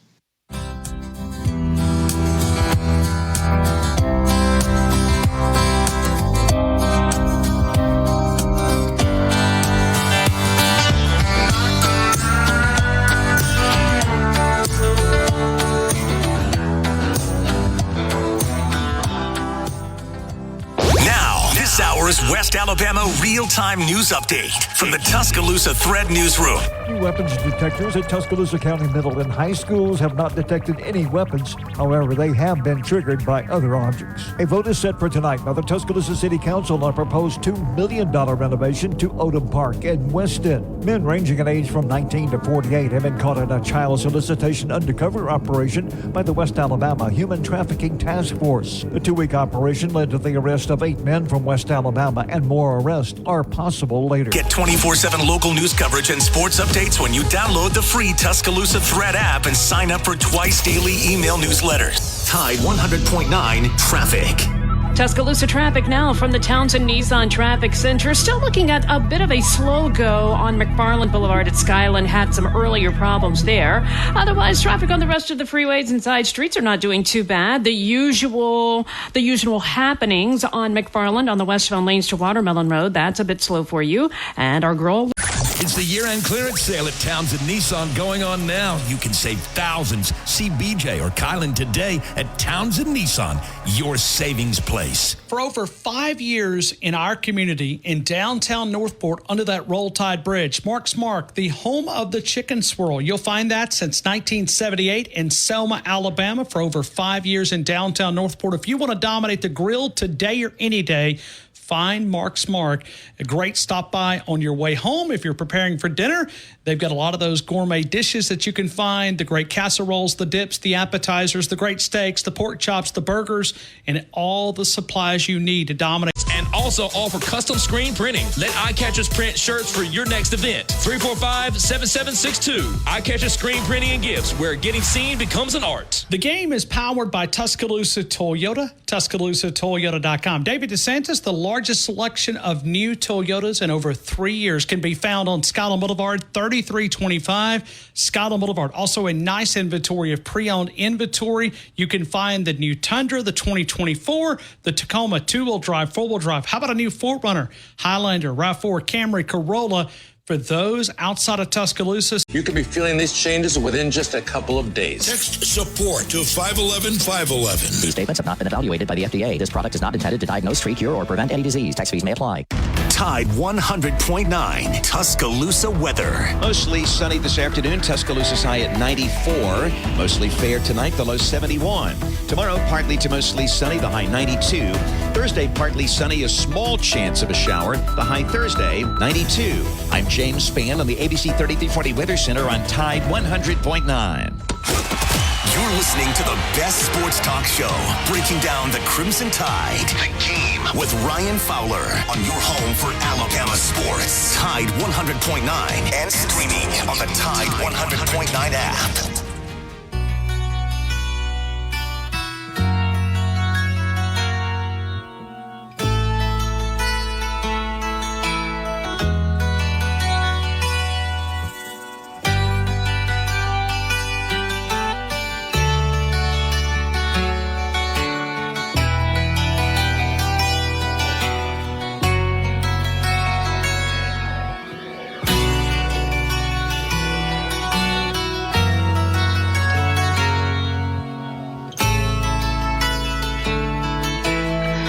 Search DanielMooreArt.com. DanielMooreArt.com. The 2nd and 26 play, Tua to Devontae Smith, the walk-off national title. It doesn't get any bigger than that. And Daniel Moore is celebrating that. I know we talked about this earlier with a special discount, 25% off all 2nd and 26 mini prints.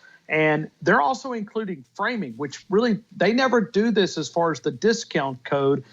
Framing, 25% off, DanielMooreArt.com. But you got to use this code word, The Game, 25% off. And when you check out, tell them that you heard about it right here on The Game. And also while you're there, check out one of those new Daniel Moore, Nick Saban calendars for 2025. They told me earlier today that they have never pre-sold more calendars than this year. We are grateful to be a part of DanielMooreArt.com. Celebrate those special moments of Alabama Crimson Tide football. Let's continue with more phone calls, and we'll go right here at 205-342-9904. 205-342-9904. Hey, Marty, let's try this again, man. I hope all is well, my friend. All is well. Just my phone keeps messing up. I got You're fine. You're fine. Sorry about that. You're hey, okay. Ryan, let me read. These numbers are 205-523-3001 and 205-454-7050, right? You talking about for the tickets? For the tickets. Okay. That is now, the number, right. Let me read it off to you. Okay. You got one number, University Church of Christ, 205-553-3001. And the other number is David Harden at 205-454-7088. 88. Okay. I got it. I'll call him tomorrow. Hey, okay. Ron, you do have a big open wall at your house, right?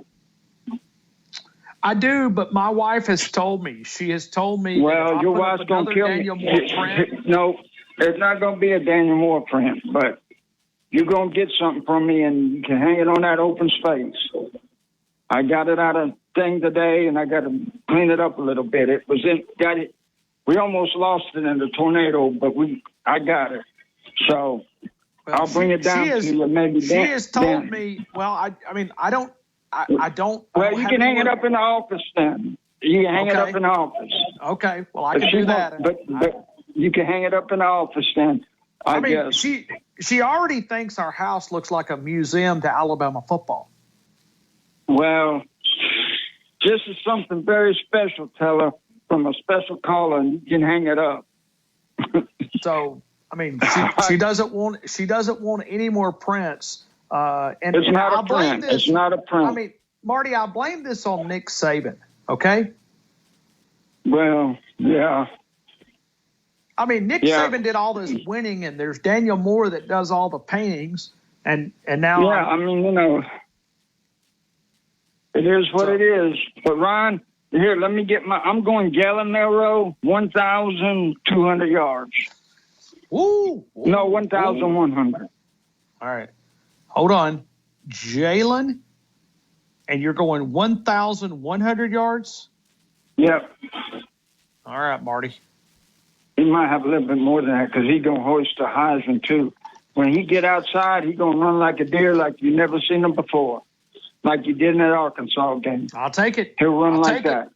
I'll take it.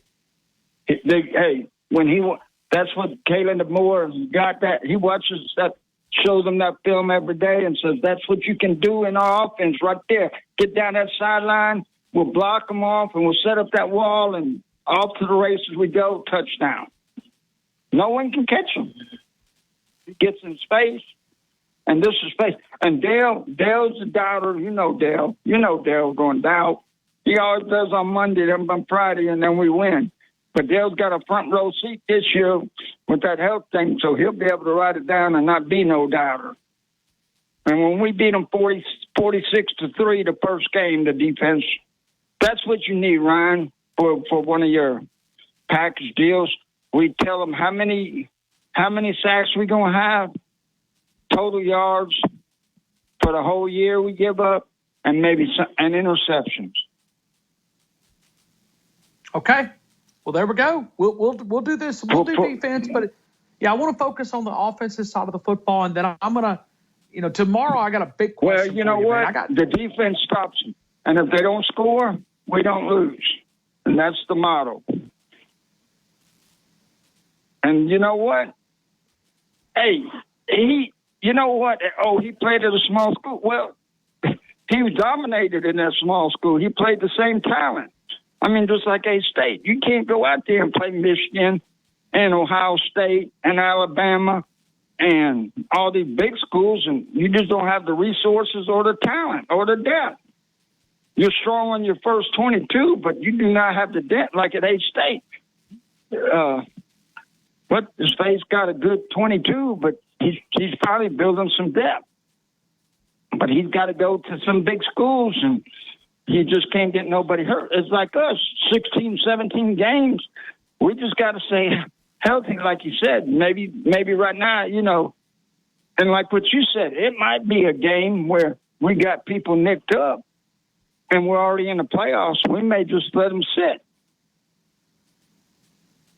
So, the goal ain't winning the SEC championship or just winning 10 games. The goal is winning the national championship, and you got to save your talent there and make sure you don't hurt your best players. That's like in the NFL. What's the goal? Winning the Super Bowl, right? It is. Yeah, sure.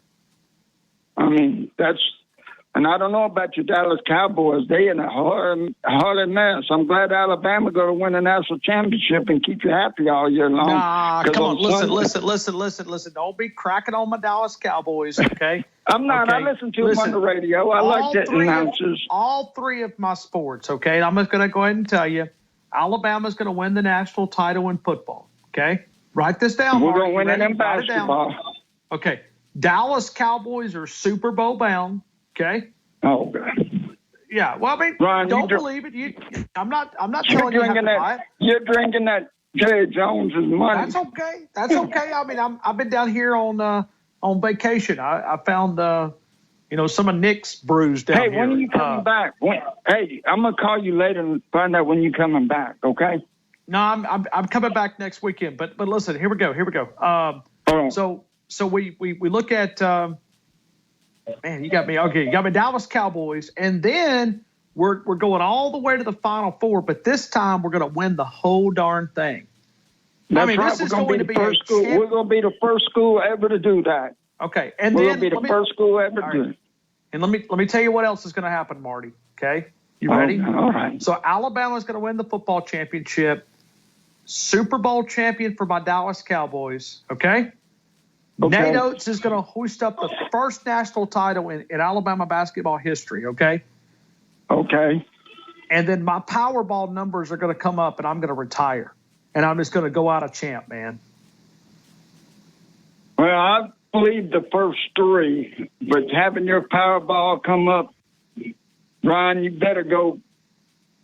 I'm not going to say that. You better go put it on your altar and pray about it every day, every Sunday. Okay.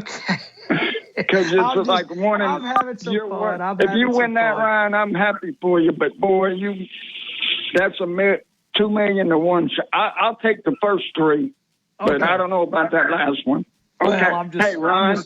I'm pulling. I tell you what, though, if you can move,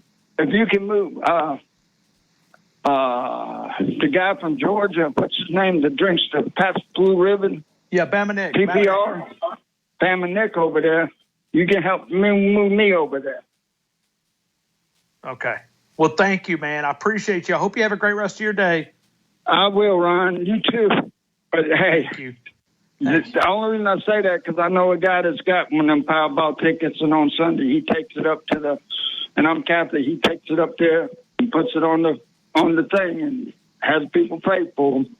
So, I mean, I'm not saying that's wrong, right? But I can't wait to come down because I got that thing for you. Yeah, I'm not gonna listen. I've been known to buy a lottery ticket, but I'm not gonna carry it into the church and not judging. I'm just not gonna do that. Okay, so Ryan, if my numbers come up, that's one thing, but. Yeah, if your numbers come up, you better help people out, too. Barty, you're my first phone call, man. I'm gonna get you season tickets to Alabama football, man. Thank you. Ryan. Hey, I might call you later in the week once you get back, okay? Because I don't want to ruin your vacation. Sounds good. Thank you. We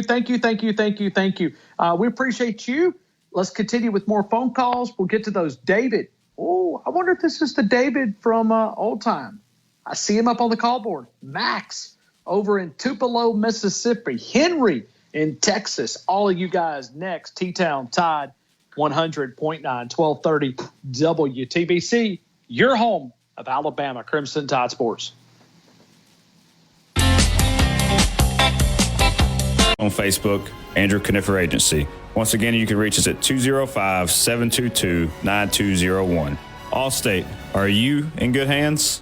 Dos Amigos, Highway 69 in the new Publix Shopping Center. 11 a.m. opening, 10 p.m. Friday and Saturday closing at 9, Sunday through Thursday. Some great Mexican cuisine, the great fajitas, the great desserts, the great lunch specials. You'll find it at Dos Amigos in the Publix Shopping Center on Highway 69. Takeout orders. December 28th, Castrol Edge and Edge High Mileage Motor Oil are on rollback at Walmart. Claim based on sequence 9 test under high-load conditions versus API SP test limits. DanielMooreArt.com. Daniel Moore Art celebrates those special moments of Alabama football history like 4th and 31, Jalen Milroe connected with Isaiah Bond, or the legacy continues with all the great memories of Alabama Crimson Tide football. You can celebrate Coach Saban with a Nick Saban print, the limited edition canvas. You could also find many of the great mini prints. Celebrate that special Alabama fan in your life. DEAL or text DEAL to 511-511. Text DEAL to 511-511 today.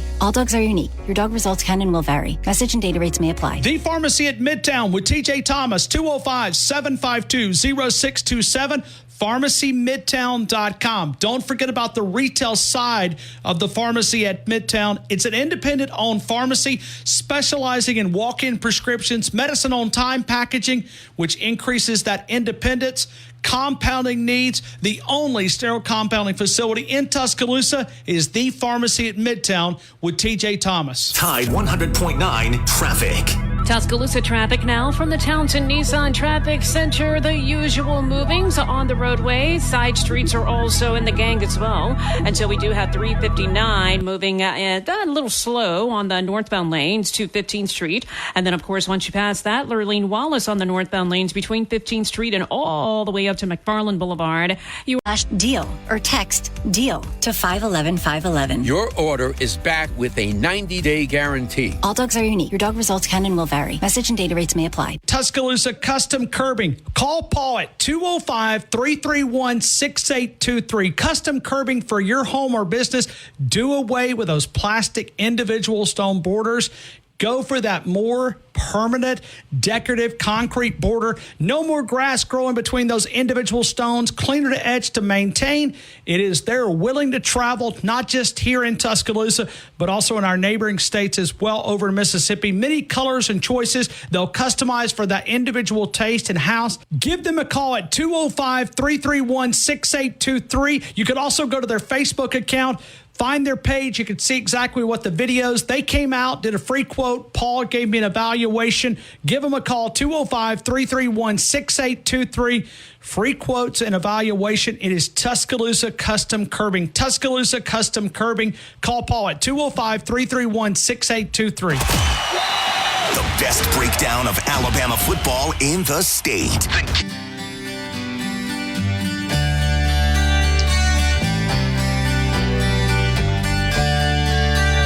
You know, I'm a little bit mad at Brett Garner. No, I'm really mad at him. I don't even think I'm going to talk with him anymore. I'm just, until I get back, because he keeps sending me all these great things that they're having. Okay, today's Burger Day. You know what he did to me? Yeah. He put the pepper jelly burger on the menu. The pepper jelly burger on the menu. Why did he do that? Because I'm at the beach. Tuscaloosa, you benefit from me being at the beach. You've got the R&R burger. Oh, yeah, we know who that's named after. The Albuquerque burger. And you've got the bacon cheddar ranch tots, the caramel apple bread pudding. Oh, yeah, that is outstanding. When you look tomorrow, the dinner specials, the lunch specials, blackened mahi tacos, chicken parmesan, chicken club. Oh, yeah.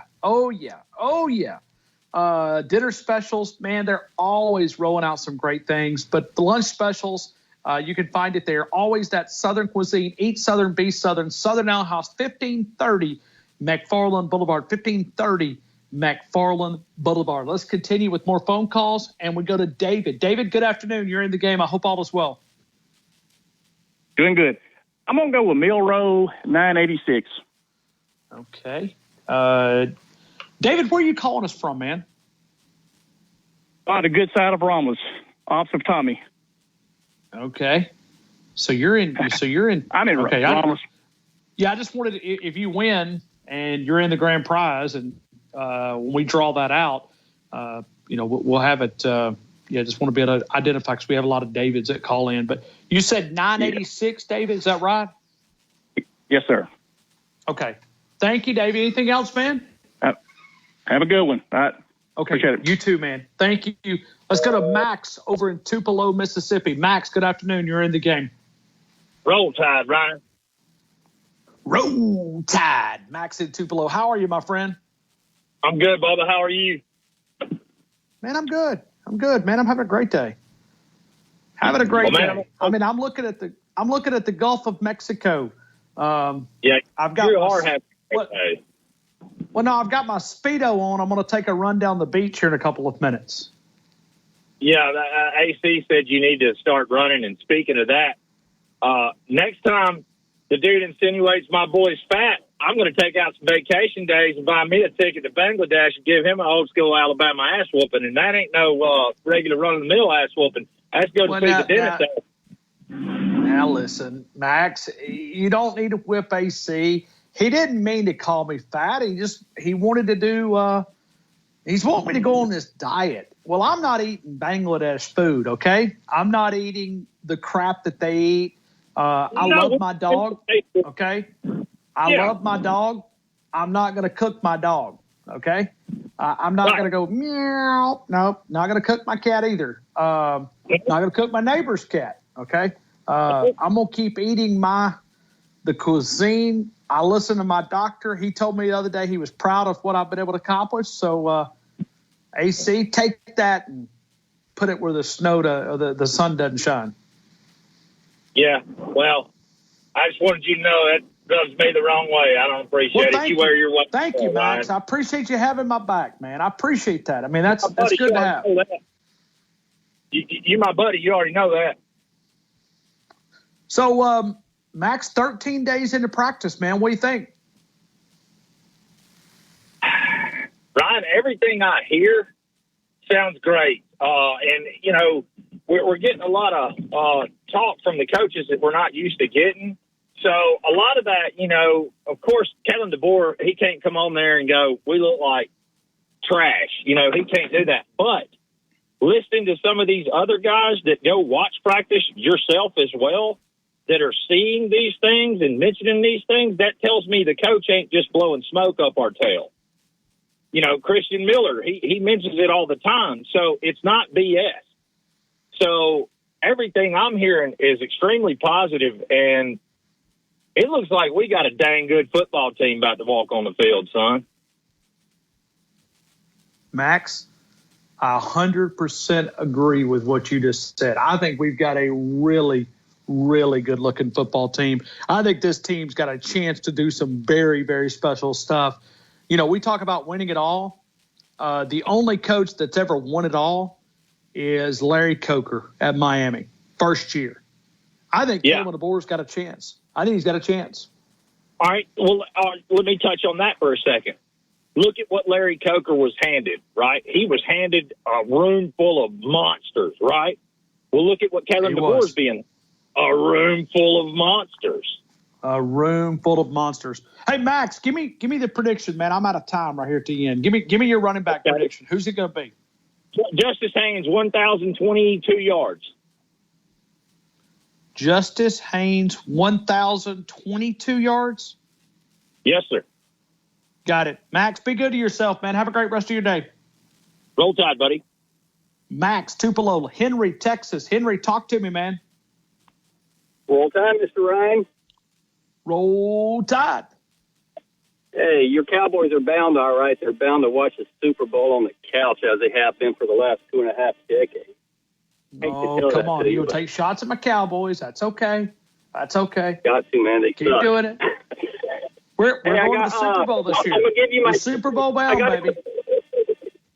Yeah, like I said, they're bound to watch it on the couch again. Hey, is this for all the games as far as the total yards? Yep. At the end of the season, we add it all up. Who's going to be the leading rusher? Justice Haynes. Okay. 2,069. What is it? 2,069. 2,000 yards for one running back? Well, they're playing 16 games. Okay. 17 possible. I'm not here to question. 2,069. I got it. That's why I wanted to be sure. Hey, my one goal for this year is to play Georgia 3 times and beat them all 3 times. I tell you what, I'll take it right now, Henry. I'll take it right now, man. Roll Tide, guys. Thank you. Hey, let's go to Ellis, Manchester, Tennessee. Ellis, good afternoon, sir. You're in the game. Roll Tide, Ryan Fowler. Roll Tide. I'm sorry I can't help you. I'm sorry I can't help you on the AC stuff, though. That's just, there's no help for that person, Ryan. I've never ate a dog, and I'm not going to start tomorrow. No.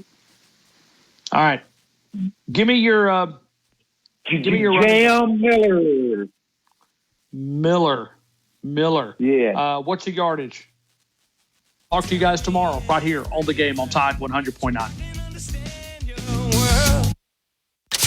Thank you for listening to The Game.